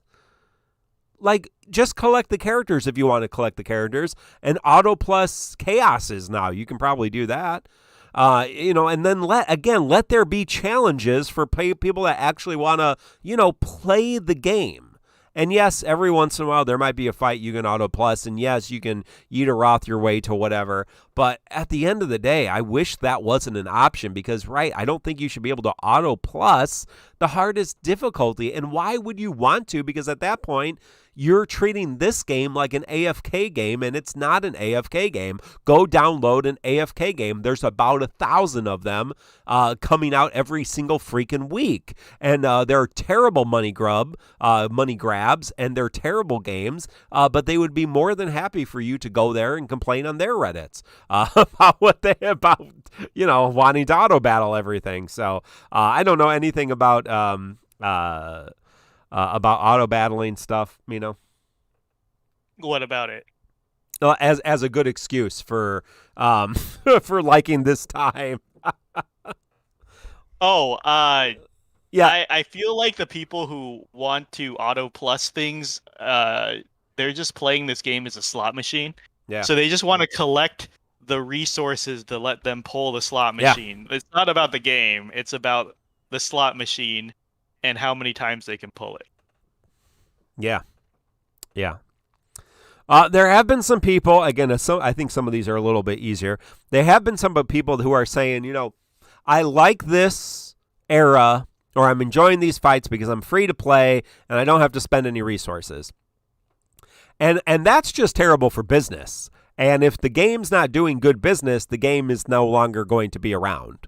So, like, if you are saying, hey, I enjoy the game because I don't have to spend any resources and I'm free to play, by the way, that's not good, right? Like, that's not that's not a healthy way for a gacha game to operate. Now, if this was a paid game or if this was a subscription game where you had to do a service, yeah, then let's talk about things. But not this. This is not the kind of game where you want to encourage no one pulling. Like, you want to encourage people to use resources and people to spend money because that's what keeps the game going. And if you're not doing that, and we've talked about this, and maybe Mino, you can talk about this. Difficulty spikes mean more sales for Defo. I mean, that's just, we've seen the numbers, we've seen the reports. There's a great video that somebody did in the Japanese version of the game that kind of goes through when there's a difficulty spike, when there's hard content, they make more money. And they make less money when it's things like this. So anything about that, Mino? Sorry, I'm trying to catch up on chat. Yeah, There's no, so many good, I don't know if we're naturally going to get to these, so Yeah. I feel like we have time. We're just going to bring them up as they come and tackle them, right? Right. So, like, Summon Biscuits is saying, "Well, I agree with everything that's been said. Are we under the impression that Squex is catering to these so-called people, and that's why content is weak?" I personally do not like guessing their intentions. I feel like it's a useless exercise. They're doing it or they're not. We're never going to know, and guessing does us no good. I'm only dealing with the fact that there is a long, extended, unusually extended period of easy content, and then it'll spike back up. That is all we're addressing. I'm not trying to guess at the intentions, unless Mark wants to. No, not at all. Not at all. Let's see here. D. Kapow says... Shoot, there's a lot of chat here. D. Kapow says, I just put this on Blart's YouTube, so I might as well put it here. It's a double standard that bothers me. If you're going to say that top-tier difficulty is meant to be hard, then it is not meant for the average player. That's like saying platinuming a game is the average. The ultimate question is whether SE is putting out this time to cater to the average player, or they do not understand what the challenge seeker wants. D. Kapow, I think you're still in chat, so I think I might need some clarification of what you mean the double standard is. Are you trying to say that by saying the top tier difficulty is not meant for everyone, that's like saying everyone should plat? I need some more explanation on that. But if you're trying to say what I think you're trying to say, which is that top tier difficulty should be accessible to everybody, I disagree, Right. and I want to 100%. know why you think that. Because a lot of these people... What's the reason? Right. Yeah, a lot of these people That's in what we're talking Defo about. who are asking for this, what other games do you Yeah. pursue top difficulty in? Because Defo is not that hard of a game, No. even at the highest It's difficulty. like, right.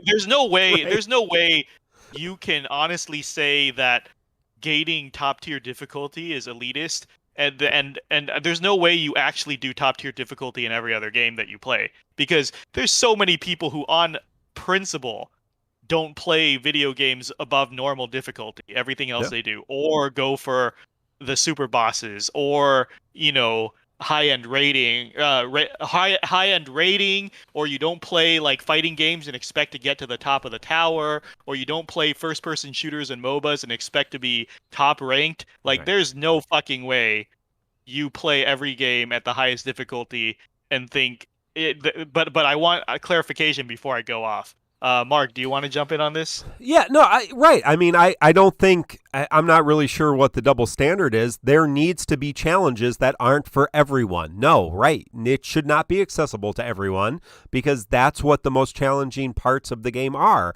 They're not accessible to and we won't, I'm not going to use the word casual player, because I don't think it's the casual players complaining. It's a minority, a vocal minority of people who probably just aren't real good at the game.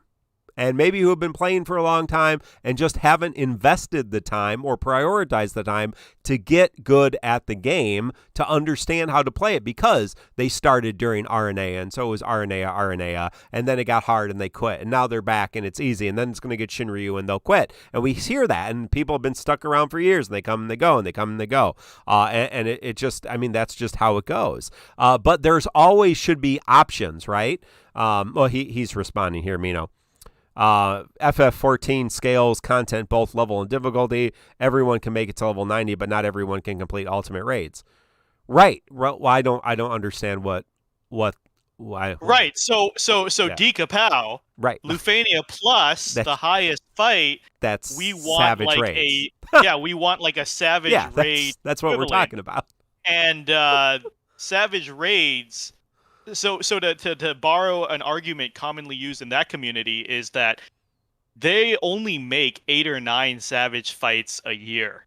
Period. So for hardcore players, they only get 8 to 9 fights a year to hold them over, whereas literally everything else is for the casual players. The story patches, the new trials they come out with, the new dungeons, blue mage content, glamour, like housing, constant stuff. So like they throw their hardcore player base a small bone every now and then. That's all they get. 8 fights. Why are you trying to take that away? We're not saying make everything else harder. We're not saying gate housing and glamour behind savage raids. Can't even do blue mage content unless you do savage raids. No one's asking for that. It's, hey, we have our one slice of the pie here, where savage raids, they say by design, are only meant to be completed by single-digit percentage of the active player base.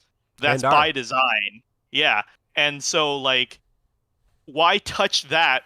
You have 90% of the pie, more. Why do you want 100% of the pie and no pie for anybody else? If you're using the FF14 analogy, this game's been out for 10 years. So and again, I mean, what I'm talking about is the arguments for what you're talking about is everything should be accessible to everyone. And the arguments that I've heard are, well, I don't have enough time to play, so Loophania Plus should be easy. Or I just want to auto plus, so Loophania Plus should be easy. Or I'm free to play, so Loophania Plus should be easy. Or I don't have enough skill and I don't want to invest the time to get better, which is really a time issue, so I don't. or the next one, which is on my list, the mythical new player that these people like to bring up. Well, it's not, it's the new players. And we just need to stop that. Stop talking about the new player, because guess what? Most of the new players we engage aren't trying Loophania Plus, and a lot of them who we have worked with actually can do Loophania Plus with a little bit of time investment.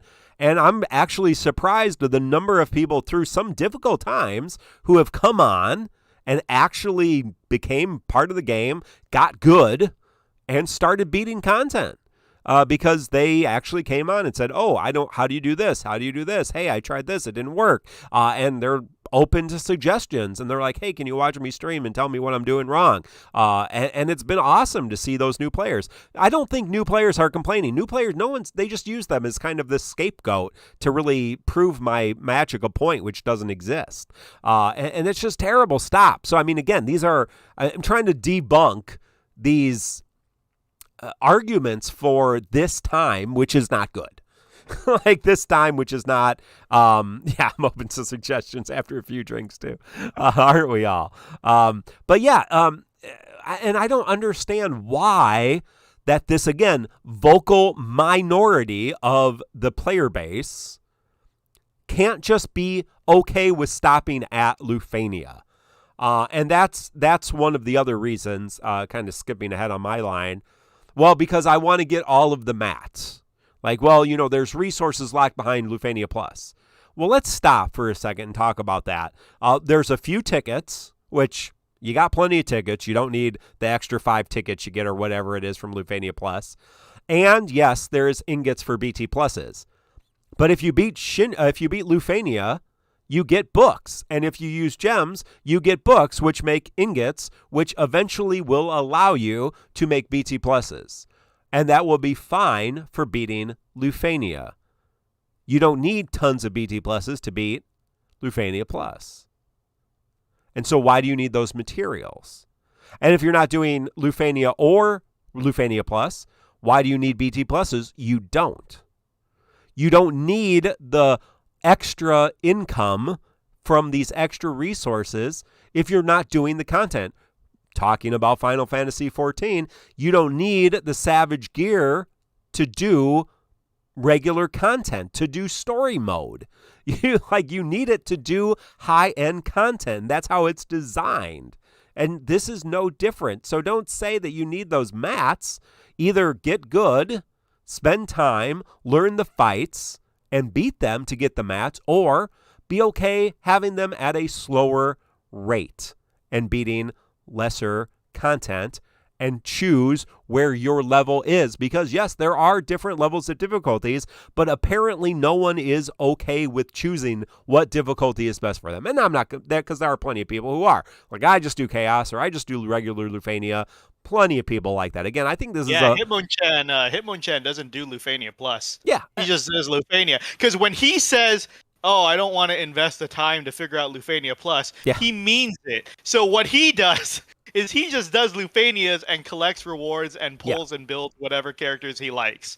And then he doesn't go on fucking social media to bitch about how, like, it's insane. Like, I fully subscribe to BC's theory. It's not new players complaining about the difficulty, because I know lots of new and casual players. It's scrubs. And what that means is people who feel entitled, or feel they're good enough, or feel entitled to beat the highest difficulty and cannot, and they blame the game. That's 100% where it is. And before we segue off, somebody in chat said, because I think this is one of the points we want to talk about, somebody says, well, if you want hard games, you should go play Dark Souls.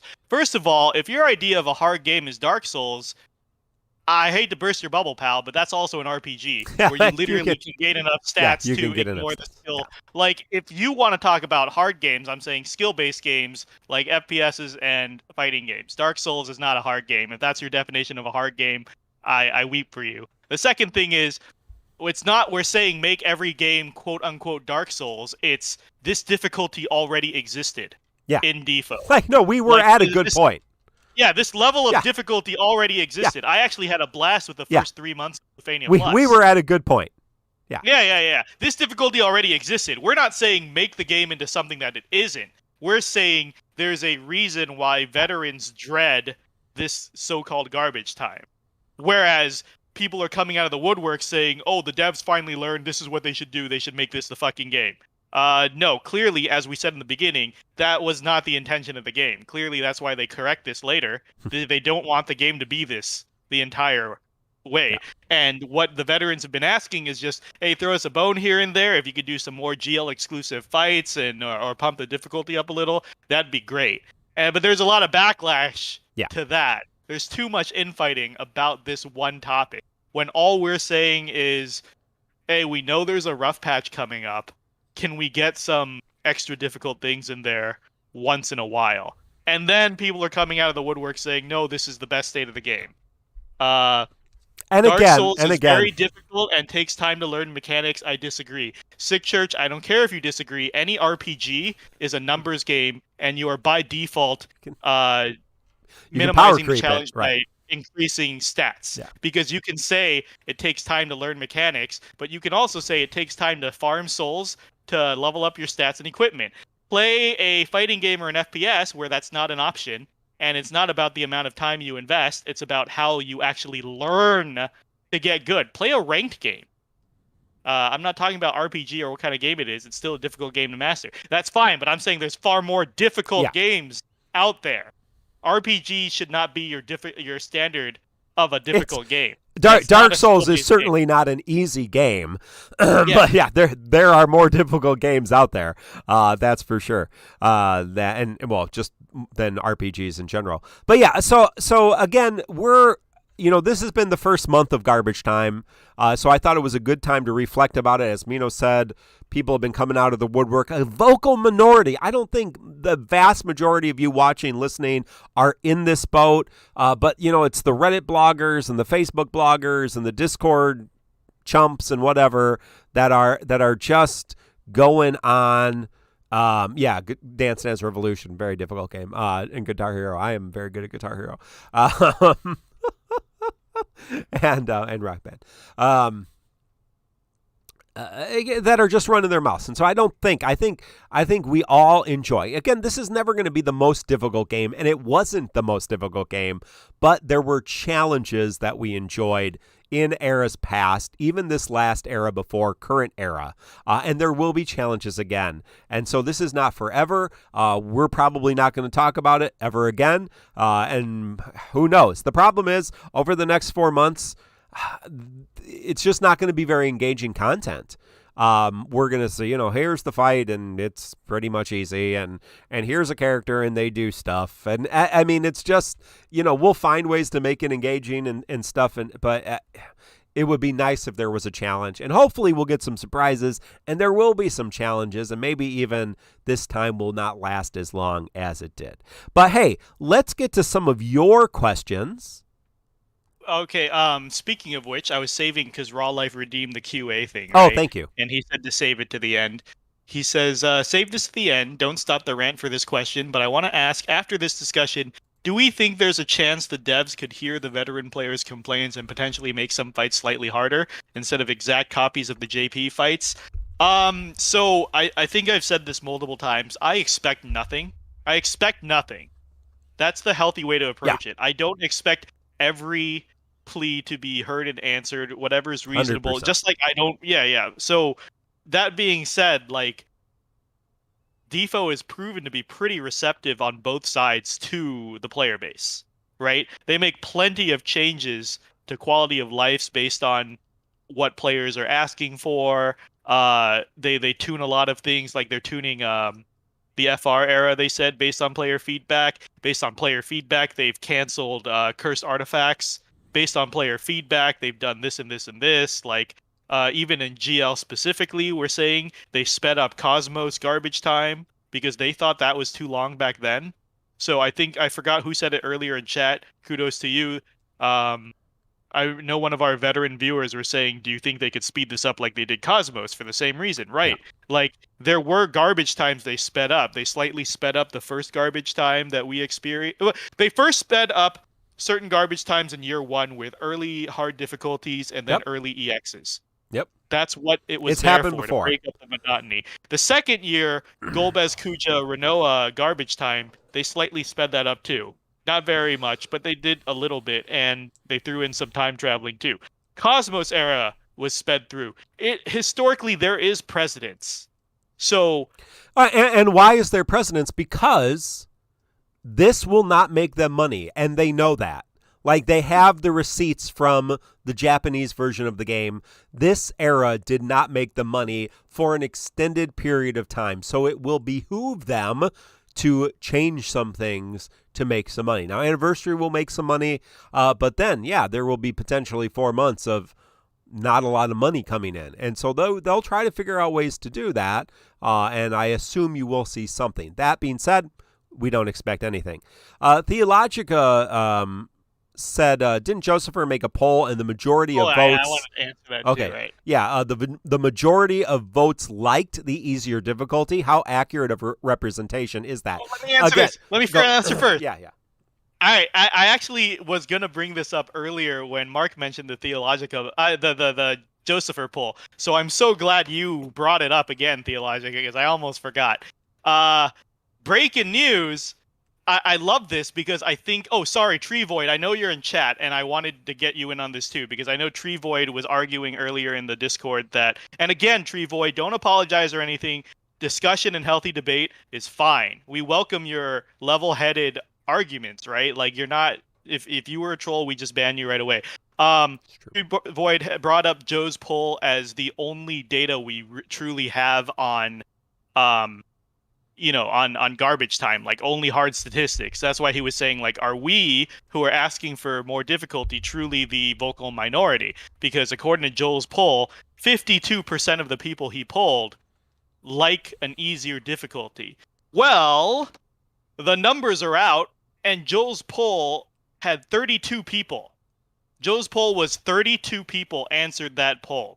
52% of 32 people said they liked the easier difficulty. And first of all, I would hardly call 52% a majority. It's not a super majority. Yeah, like any election that goes to 52% is getting a recount. So that's it's 32 people were polled. That's 17. 32 people were polled, right? And none of them said they loved it. They all said they liked it.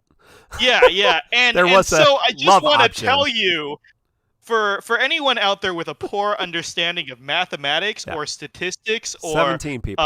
Poll biasing, I could literally throw this poll up in TCC, get numbers that skew way towards us because it's our community.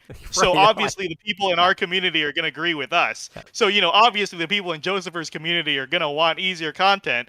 And not only that, but I'm pretty sure we could get a much larger majority than 52%, and we could get a much larger polling base than 32 fucking people. So, yes, statistics are bullshit when you don't present the facts and you don't know how to read them. Well, and again, so that was a poll. That was a poll of his Patreons, right? And so 32 Patreons.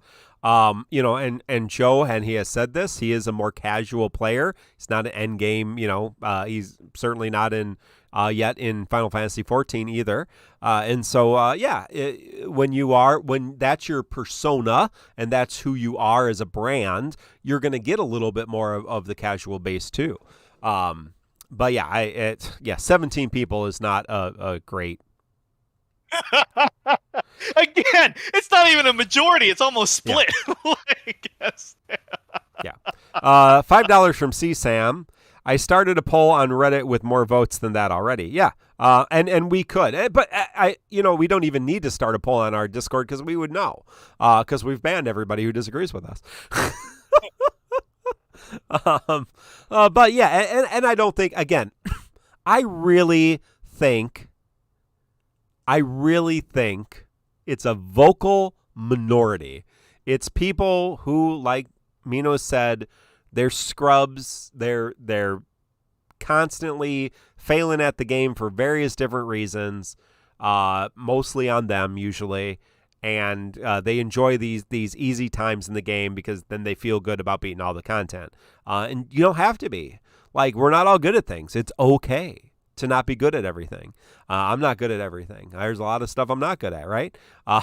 So I also want to clarify because it's coming up in chat as well. So here's the thing: we know our views. We know how our views are skewed. We know Mark and I. We lean more towards hardcore. It's a veteran thing. Even in the thread, the garbage time thread on Reddit, somebody quoted us, and I didn't remember that quote until I read it. The quote said, BC and Mino and the others in the TCC community have said that when they say garbage time, they are referring to obviously not garbage time for the new player, but garbage time for people like them who study the game, who have a huge roster, who've been playing for a long time. Like, obviously, we have a perspective that we never pretend is anything but our perspective. We know our community leans hardcore too. What we don't do, like all these other content creators, is pretend that our opinion is the majority opinion. But breaking news. Hi blank, I'm dad. That was them in Reddit, and they're here with us, and they said they got heavily downvoted. Oh yeah, no, a lot of people anyone who said they liked harder difficulty in that thread got downvoted. Don't worry about it, guys. Anyone trying to make an argument against it. So the point is, guys, like, we're not here trying to say everyone needs to agree with us. We're not saying the game needs to be a certain way. As I was trying to explain to Tree Void earlier, what we're saying is, hey, as hardcore players, Team Ninja, Squex, it'd be nice if you threw us a bone here and there and broke up this garbage time a little bit. Like, maybe like an Abyss here or just another Equinox event fight. If you want to keep bringing in those unique campaign banners with the GL first fights, like, that's enough. That's enough to tide us over. Then we know it's coming, and there's going to be a lot of bitching and moaning when Shinryu gets here. We're not trying to change the game fundamentally. We're not saying all content has to be motherfucking Dark Souls. Like, we're saying, hey, as the hardcore player, give us something here and there. That'd be appreciated. If you don't, we get it. There's rabid fucking waves of people saying the game should always be this easy, and if you disagree with me, you're a fucking asshole. That is way out of line. That's cray-cray. I'm not even trying to I'm not trying to sit here and make biased polls to tell everyone that my way of thinking is the only way of thinking. I'm not trying to say, hey, I'm not trying, like, when other people are saying you should make the hardest difficulty easier, I'm not over here saying you should make everything else harder. You should make level 100s impossible to do. Aim at like a 20% completion rate or some bullshit. Like, how absurd is it to sit on the other side of the fence and ask for the same thing? Like, how would that group take it if I said make everything at least Loophania plus level, make Loophania plus level the lowest difficulty? Like, how absurd does that sound? No one's asking for that. That's how stupid I think the other side sounds when they talk about making the highest difficulty easier so they can auto plus it. That's how fucking stupid it sounds from my perspective. So just to justify it, look, we are not trying to speak for the community. We are speaking for ourselves. We're not making bullshit polls or going on Reddit and making giant ass fucking. We're just venting on our show, which you're voluntarily coming here. I'm not abusing the public to visual pollution with my fucking bullshit threads in Discords and, arguing devil's advocate for no fucking reason and, like making videos and saying, oh, it's the vocal minority that disagrees with me. Like, that's all fucking bullshit. And again, right. I mean, we know who we are. We know who we cater to, and a fairly large community of people that we do cater to, and we're okay with that. Kale is saying, I just started the game a couple weeks ago. I think the newest content is certainly more accessible for someone like me. With that said, the fact that only 5 tickets is locked behind hardest content makes it seem like it should provide you guys with a challenge. Thank you, Kale. I appreciate that. The issue that I think the disadvantage this does to players like you, Kale, is you are not going to be allowed to actually learn how to play and challenge yourself at the highest level, and then you're going to get hit with a new difficulty a few months down the line, and the difficulty spike between this difficulty and that difficulty is way too big unless you're really spending time trying to learn the game, and the game is not allowing you to do that by giving you challenges. And so it kind of shoots you in the foot if we're going to talk about the new player, because they just spoke. It's not doing any favors to anybody. And I don't think it's the casual base, because they're not on Reddit, they're not on Facebook. Like, we're talking about, our community within the community that's actually active on social media is a small part of the total community, right? Of the game community. And so most of those people probably just play the game like we play any other game and log on, log off, play occasionally, don't play, don't worry about it, go on with their life. This stuff is whatever. Anything else you want to answer? Some other questions? Do we have any other questions in Discord worth answering? How much time do we have left? No, I know we had a late start. Yeah, we got a few minutes. Do you want to look and see if there's any ones? Sure. Let's see. A lot of. Again, if you want us to answer your question, you can give us a sub or a super chat.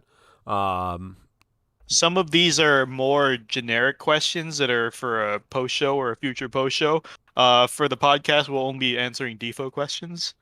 Yes. Some of these are fucking ridiculous, so I'll save them for another time. Holy shit. Oh my god, what is... You guys are...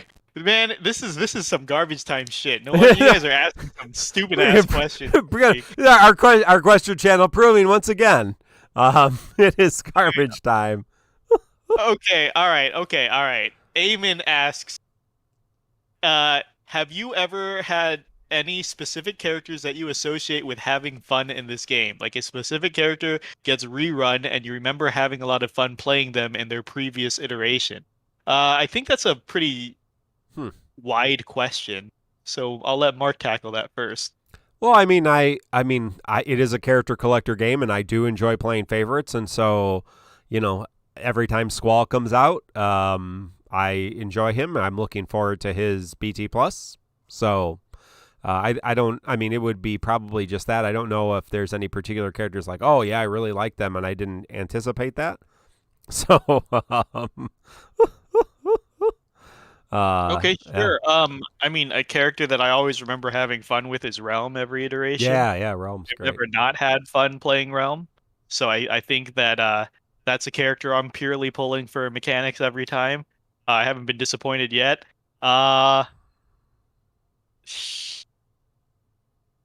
That's the only one I think that hasn't let me down. I don't know. It's off the top of my head. I thought you were saying that was the only question that didn't leave you, that didn't let you down. No. Oh wow. Are you deleting a bunch of these? Yeah, I'm deleting some Really? of these. What if they're gems? No, they're not. What's your favorite flowchart template? Don't make things more complicated than you need to. Shout out to Flowchart Guy, because Flowchart Guy tried to do something. And props to you if you try to do something. There's nothing wrong with that. So I'm not going to shit on somebody for trying to do something, even if think it's not great. Right? What? Where? The lock flowchart. Somebody made a flowchart for how to play lock. Like it's not particularly useful, and it had some flaws in it. Whatever. At least he tried to do something, right? So I'm not going to go on, crapping on people like that. That doesn't do anything. I Try do stuff. agree. I just have one feedback. I think the second version was worse than the first, purely because you separated your flowchart into 3 different sections. So I think that defeats the point of a flowchart. And then you're jumping between 3 starting points. I don't know. I'm saying the first one was more on the right track. Hone in on that if you're gonna keep working on it. But yeah, no, I don't. That's just someday you might get a job where you need to make flowcharts. Please don't split the flowchart up. That was very painful. Thank you for that bit, Frog. Appreciate it. Crush has a good one. Yeah. What is the worst thing that you can think of that you believe could happen for anniversary month? Oh yeah, we were going to talk about anniversary speculation. What is the worst thing that could happen? Nothing. The worst possible outcome for anniversary would be we get the Start Dash banner. It's just Lightning BT plus, no C90s, no Cloud or Squall BT plus. We just get Lock Cycle and Who's After Lock. I don't even remember now. Is it Theodore after Lock? Somebody help me out here. I don't know. Let's pull up a timeline. Oh, I'm pulling up the timeline now. I didn't have it open. Yeah, because we're off on JP months here. So yeah, so Lock Cycle, Gilgamesh cycle. So that's like worst case scenario. The Start Dash banner is just Lightning BT plus, no C90s, no Cloud Squall BT plus, just Lock Cycle unchanged, just Gilgamesh cycle unchanged, no free pulls, no changes. All the fights are garbage, garbage time, garbage, and everybody gets Lock and nobody uses him because he's just too powerful and makes everything boring. And everybody gets Ico, and then who cares at that point? Just stop playing the game. That's the worst thing that can happen. Mino, can you think of anything worse? The worst thing that can happen? Holy fuck! The game shuts down. It's like happy anniversary. Think of anything. This is a really hard question for me because I feel like anniversary is just free gifts. Yeah. I never shit on free gifts, right? Like anything we get is extra. I don't care who the fucking GL first is. It could be another tactics character for all I care, and it'll be a free gift. So I'm not going to complain about a free gift. That's hard to. Oh no, right. So like shit. Yeah, I would not like. I'm not going to be disappointed. I would not be disappointed with any new character, with any time traveler. Like, I'm not going to be disappointed if there's new things. Even if there's new content and it doesn't hit, fine. I'm happy that there's something new. Yeah. What's the worst? Oh, End of there you go. service. I'm stealing Hi Blank, I'm Dad's answer. Worst thing is community members Oh, Lord. attacking our CMs. Would you complain if it's Sora? Nah, Yeah. anything new is new. I'm not a diehard purist like some of these people. I don't care if Kingdom Hearts or Yeah. fucking Ariana Grande come into our game. Hell, I'd pull for Billie Eilish, right? I definitely pull for Billie Eilish. I- Can I get guys, some Billie I said- Eilish love? We said definitely need ages some. ago. Yeah. I've said ages ago, I don't care about theme lore. It's like it's more kits and gameplay. Like, Yeah. put whoever the fuck you want in there. But since we're gonna get our anniversary announcement on Sunday, Yeah. I'm gonna go out on a limb on an unpopular opinion that I've been saying constantly, but I want to cement it so I can either eat crow next week or become the prophet for the 10th fucking time. People expecting a GL first, you guys are fucking crazy. And I mean GL first character. Right. There's not going to be a GL first character. I'm going to call that in because we had no GL first character last anniversary. Correct. And Josh had cited we aren't going to do these as frequently anymore. Right. Because they're a lot of work, right? Like, it's a ton of work. We can't do this every year. And we just had And one. then- Yep. Yeah, and then they released the GL First Core 6 months later. So it took them a year and a half, delayed 6 months technically, to come out with a GL First character. Now, for some fucking reason, the community thinks we're going to get another one in 6 months after they just said we're doing them less often because it's too much work.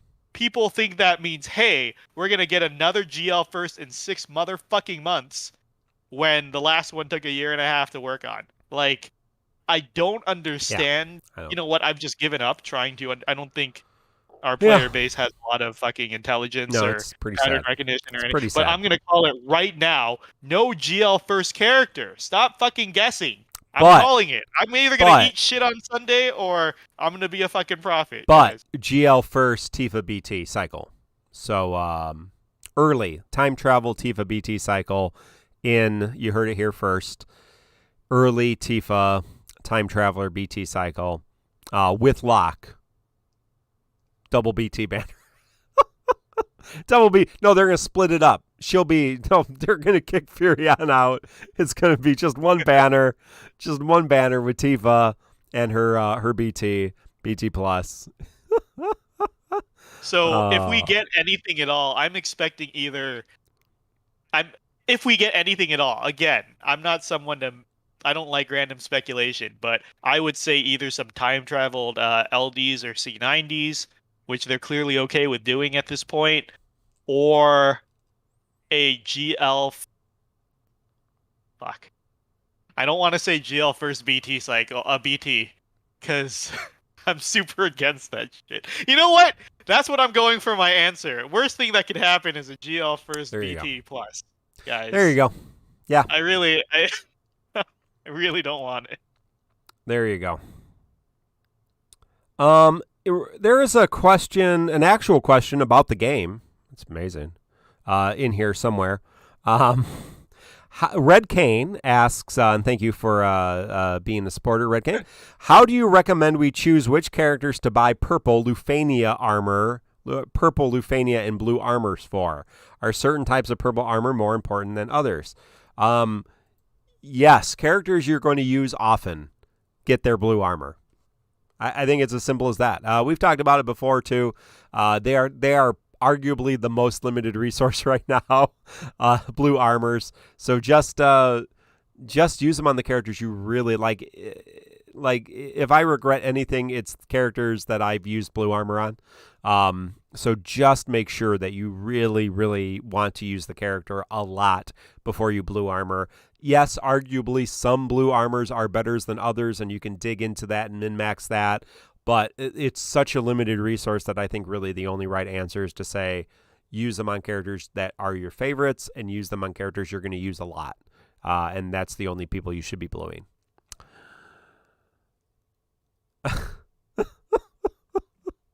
Chat's just gone. Chat's just gone. Yeah, you can get high armor for anybody. That doesn't matter, but don't blue anybody. You just the people you're going to use. I don't know. We answered Crush. Is there any other questions in here, Mino?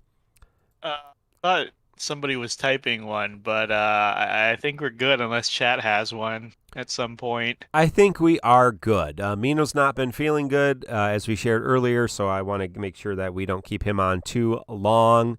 Appreciate all of you joining us with you again. I think we're done talking about the vocal minority who are crapping their pants over how wonderful this time is. It's not wonderful. We do want to challenge Squex. If you're listening, which you are, we know. Throw us a bone every couple, once or twice a month for the next few months. And I look forward to Shinryu. And I look forward to what's it called? What's the bad guy? The new difficulty. What's that going to be? Spiritus. Spiritus. Yeah, I'm looking forward to Spiritus. That sounds exciting too. But hey, Shinryu, there's some great fights in Shinryu. Looking forward to that era as well. But man, this next few months is going to be rough. And if we don't get some things to shake it up here and there, it's going to be rough. And I say that as a content creator who makes content for this game and who spends money on this game and who wants to spend money and wants other people to spend money on the game. It's going to be a lot of work to figure out some things to talk about besides this crap, which we don't want to talk about because we want to talk about how much we love the game. And we will do that next week when we talk about all of the announcements. So it's going to be exciting. So looking forward to that. So thank you all. We're probably not going to hang out for post-show just for a minute.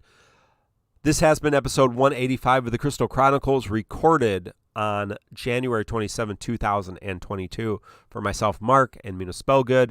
So happy that you're with us. Like, sub, ring the bell for notification, become a member on YouTube, subscribe on Twitch. Appreciate all of you. Join our Discord. It's a lot of fun. tccpodcast.com for all the links, or check in whatever you're watching below. Looking forward to Sunday stream. Sunday is the Squex community stream. Not Monday. It is Sunday at the same time, same bat channel. And we're going to find out, hopefully, a whole lot about what 4th anniversary brings. And I hope we can join you next week and talk all about it. Until then, friends, good luck if you pull, and goodbye. All right. Clearly Canadian Wild Cherry. I loved Clearly Canadian as a child. And yeah, that is... Damn, I was going to guess Canada Dry. Fuck. That's close. I do love ginger yeah. ale. I do actually love ginger ale. But what are we talking about? Consolidate G tokens? Hey, why not? Spam it in chat, Michael. Spam it in chat. Not this chat. Yeah, on the stream on chat. Stream. But yes, we could get a quality of life for leftover G tokens. We probably won't because it does not behoove them to do so because it would not make them the money. They like the money, and they generally try not to do things that make sure the money they don't get. So I missed. So you said goodbye to Jovial Roger in the middle of that. Yeah. What was said? No. Jovial Roger said, "I'm sick to death of this conversation. See y'all next week," which is fair. That's fair. That's fair. That's fair. That's no, fair. I get it. I get it. I'm technically sick too. We're sick. We're sick of it too. I mean, I legit was gonna enter this week not talking about it, but Mark really wanted to talk about it, and Mark deserves to talk about it on his platform, right? Like, this is Mark's platform. He's not in Discord all the time or on other shows and stuff. Yes, there was literally also nothing to talk about this week. Yeah. But no, I mean, just to give you a sense of, right, the show, we are news and talk. So we try to talk about what's being talked about in the community, and some weeks you will not like that, and some weeks you will, and some weeks you'll be super invested in the community, and some weeks you won't. But we do try to talk about what's going on in the community, and there's half a dozen videos about this. There's Reddit posts about this. I mean, it's all over the place. And so when you don't talk about stuff, as someone who's trying to share, to be like, for many of our viewers, we are their source for Defo stuff, and they want to know what's going on in the community. And yeah, I mean, that's what we do. And I get it. If you don't like it, that's okay. Like, you'll not like everything that we do, and I wouldn't expect that you do. Like, and that is okay. And there's nothing wrong with that. You can be part of our community, and we're not going to talk about it next week. Hopefully we won't talk about it again. Until this era, we'll probably talk about it when this era is done, looking back and say before Shinryu, okay, looking back, how was C90 era? Did we get any surprises? How was Garbage Time? And are we even still playing? Is there still a podcast? Because we're tired of it and we quit. Probably not. We'll probably still be playing. I'll be here on the virtue of, I said I'm pulling everything because I might quit. Yeah. If I don't. Amen. And I'm pretty sure my resources will carry me into Shinryu. So if I wanted to pull everything from now till Shinryu, I'd still be here. So I'm pretty sure I'm still gonna be here. Oh, fuck me, man. Jesus Christ. I'm gonna be so poor in 5 months. Yeah. But oh yeah, no. So I was just asking because I know Jovial Roger is one of our longtime supporters, and he's a cool guy. And I was like, is the violence too much? There's no way, because Jovial Roger also shows up every week to live stream and ranting hour. Well, and that probably just overload, like you said. Right, exactly. Probably and just I overload. understand. Yeah. If you watch all 4, yeah, it's too much. All 5, I don't know how many fucking Defo shows there are now. I'm gonna say 5 or 6. If you watch all 5 or 6 Defo talk shows every fucking week, I would be sick of Defo. Yeah. So I don't blame you for being sick of this subject, but that's why I only watch one show, and that's the show that I'm on, the best one.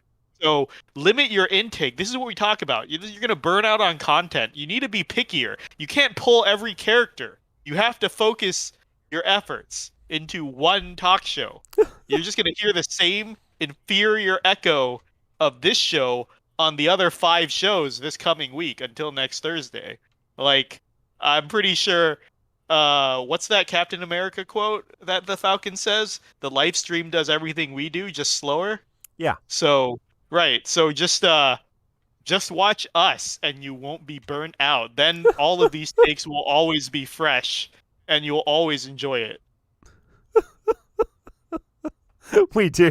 That's the irony. We do watch all the other shows and listen to all the other shows because that's what we do. We take everything that's happening from all those other shows and consolidate it into something good. So you don't have to. We listen to the live stream so that you don't have to. We listen to Historia Crux so you don't have to. We listen to the Ranting Hour so you don't have to. We watch Josepher's videos so you don't have to. That is our promise to you. We are engaged on Reddit and Facebook and Discord so that you don't have to be, because it's a terrible place and you shouldn't. No, Blart is right. You cannot consolidate Raw's. I will say this. We try very hard to make the Crystal Chronicles listenable outside of the live show. I think it's better live. Obviously, it's a lot of fun to be with us live, but we try to make it so you can listen to it as a podcast. You can listen to it, later, and you feel like you're engaged in it. A lot of the other content creators don't do that, and they don't want to do that, and that's okay because they treat it more like a stream. And so they are more interactive. There is a lot more silence. And so, I mean, the live stream, for example, we love Raw Life. We love Blart. So Meggie, great. I love catching it live, and it's excellent live. It's a little harder to listen to because if you're just trying to listen to it, if you can watch it, that's okay. But there's a lot more pauses. There's a lot more downtime. You are watching some of the gameplay, and so it's designed a little bit different, right? And so you can't all do that with that kind of thing. So a lot of streamers, you wouldn't go back and listen to. I'm not picking on live stream here. I'm just saying you wouldn't go back and listen to a lot of people's streams. They're just not designed to be something you go back and listen to, right? It's something that you catch live, or that's it, right? and we try to work that's not the case. There was even a little too much downtime here at the end because we were running out of stuff to say. So. Solo Rogue says it's horrible live. Oh wow. Okay. No, dude, we love the live stream, and thank God they got Samegi on there because life and Raw would have been lost without replacing Zoe with somebody as quality as Samegi. So. Wow, I even I won't go that far. Holy shit, I'm not gonna choose that violence. Well, trying to. This is war, Lord. We've been at war with the Tonberry Troupe for longer than you guys have been around, Raw. So. No, it was hilarious watching her try to explain very well how to use Cell and Raw Life. Just like you gotta watch. If you should watch the whole thing, of course. But if you don't, watch the last 10, 15, 20 minutes. It's quality entertainment. Quality entertainment. So, well, I'm looking forward to that war. And I'm sure that just like our longtime nemesis, King Firepants, that you will put us under. You will be the one to dethrone us and also shut us down forever. I look forward to that. And until then, let's play Hogwarts Disney mystery rhythm gotcha together. And which house is your favorite live stream? No, Defo? I uninstalled that shit right the fuck away. There's no waifus. Why am I even playing? I thank you, Kale. There's a subset. I'm like, who wants a mobile gacha with turn-based combat, RPG, JRPG, rhythm game elements, that's the setting is Hogwarts, but all the houses are Disney villains, and they're all men, and it's anime. I'm like, who would want this? Like, how did they pitch this? And I immediately thought of like 12 people who I'm friends with who are like, oh yeah, this game is made for them.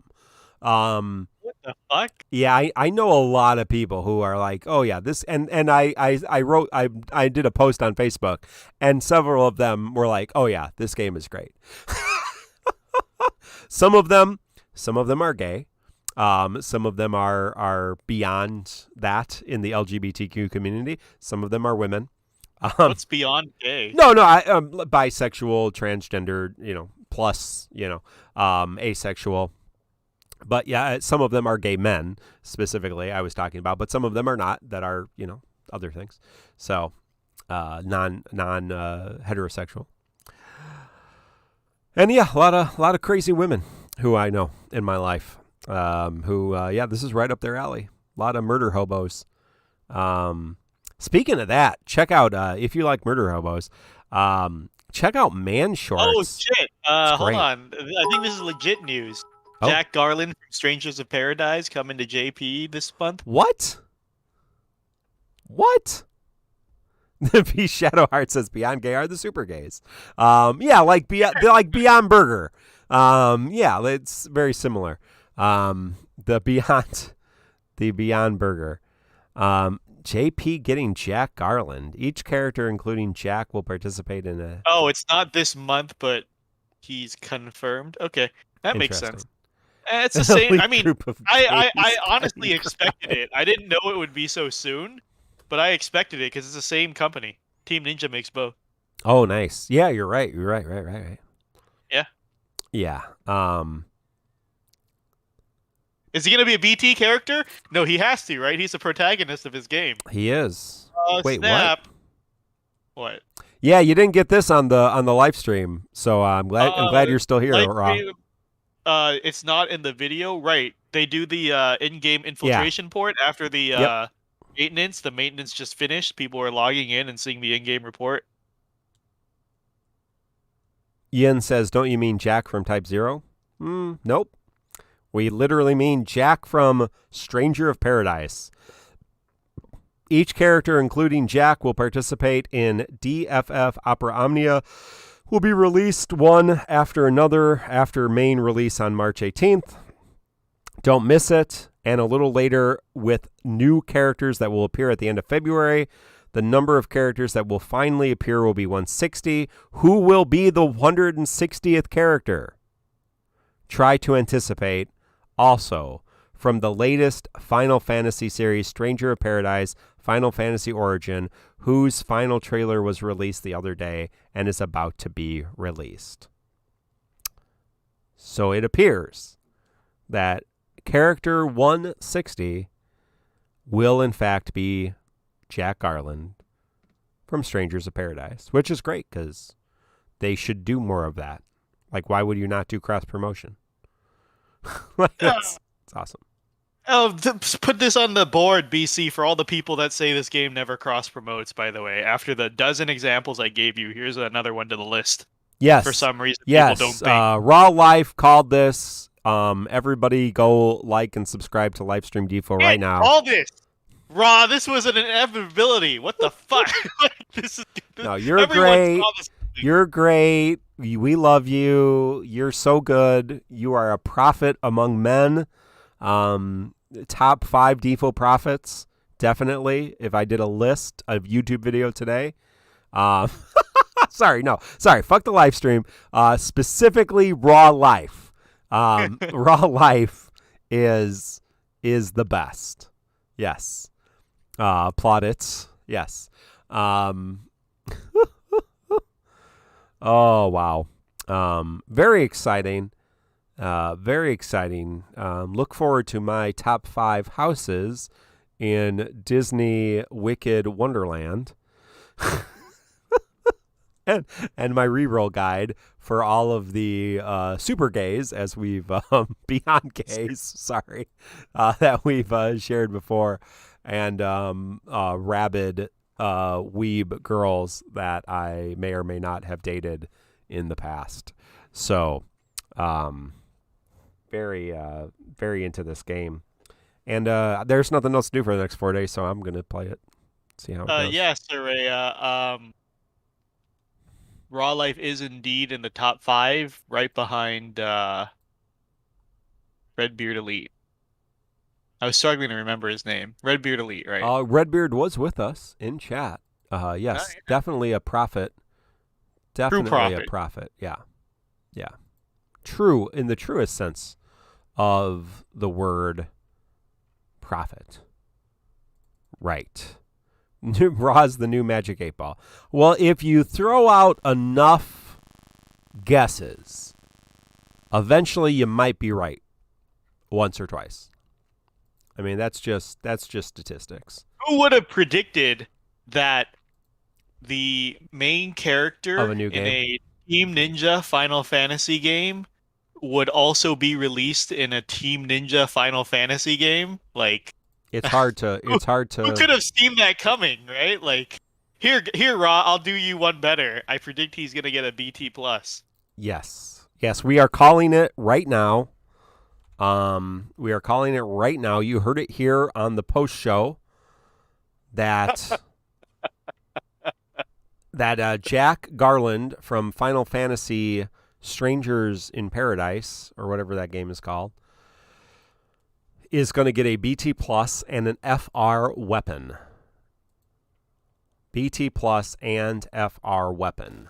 Both weapons will be gotten right now. So we didn't go in the post show. Wow, that's funny.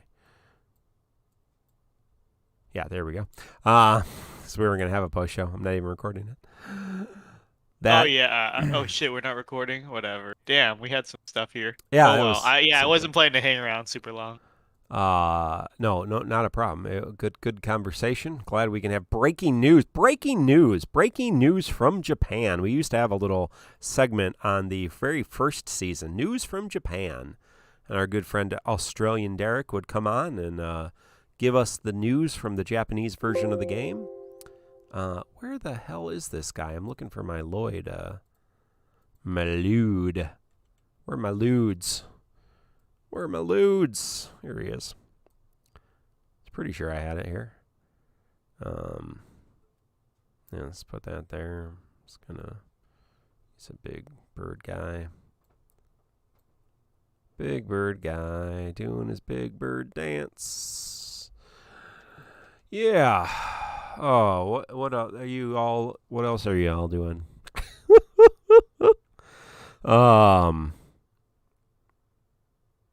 What? Why is Raw Life upset? Oh, what did we do to upset Raw Life? Why is Raw Life so sad? Don't be mad, Raw Life. This is your DissidiaFFOO podcast. Don't be sad. Each character, including Jack, will be put into DissidiaFFOO, released one after another after March 18th. Wow, how many characters is that? 4? 5? There were 5 in the trailers. I don't remember if Squex counts women as characters, but if they do, that's 5 total. That's a lot. Eamon, is Wordle some kind of also husbando collector? Is that another husbando collector? I'm not familiar with Wordle. I know. Suck it, DissidiaFFOO fans. The next 5 to 6 characters, so the next new characters for the next 6 months of this game are Strangers of Paradise characters. Hope you like that fucking game.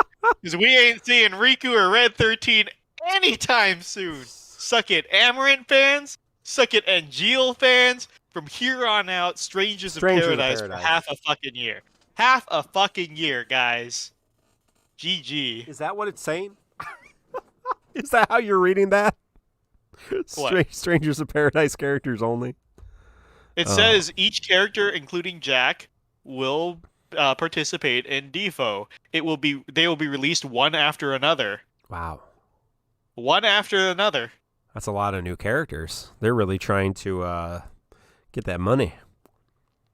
Hey, well, it's good. So do you think we might get a time traveler? Strangers of Paradise time traveler. Okay. Raw Life has another prophecy. Amaranth is going to be announced GL first LD on Sunday. So, yeah, there you go. Simultaneous release. Is Riku in Strangers of Paradise? Yeah, Riku is the girl in Strangers of Paradise. There is a girl. They learned from Final Fantasy 15. It's good to have at least one girl in there. Yeah, speaking of husbando collectors, I mean, that's pretty much Final Fantasy 15. You play 4 dudes the entire time. Come on. Women are just the props in the background. That's not good.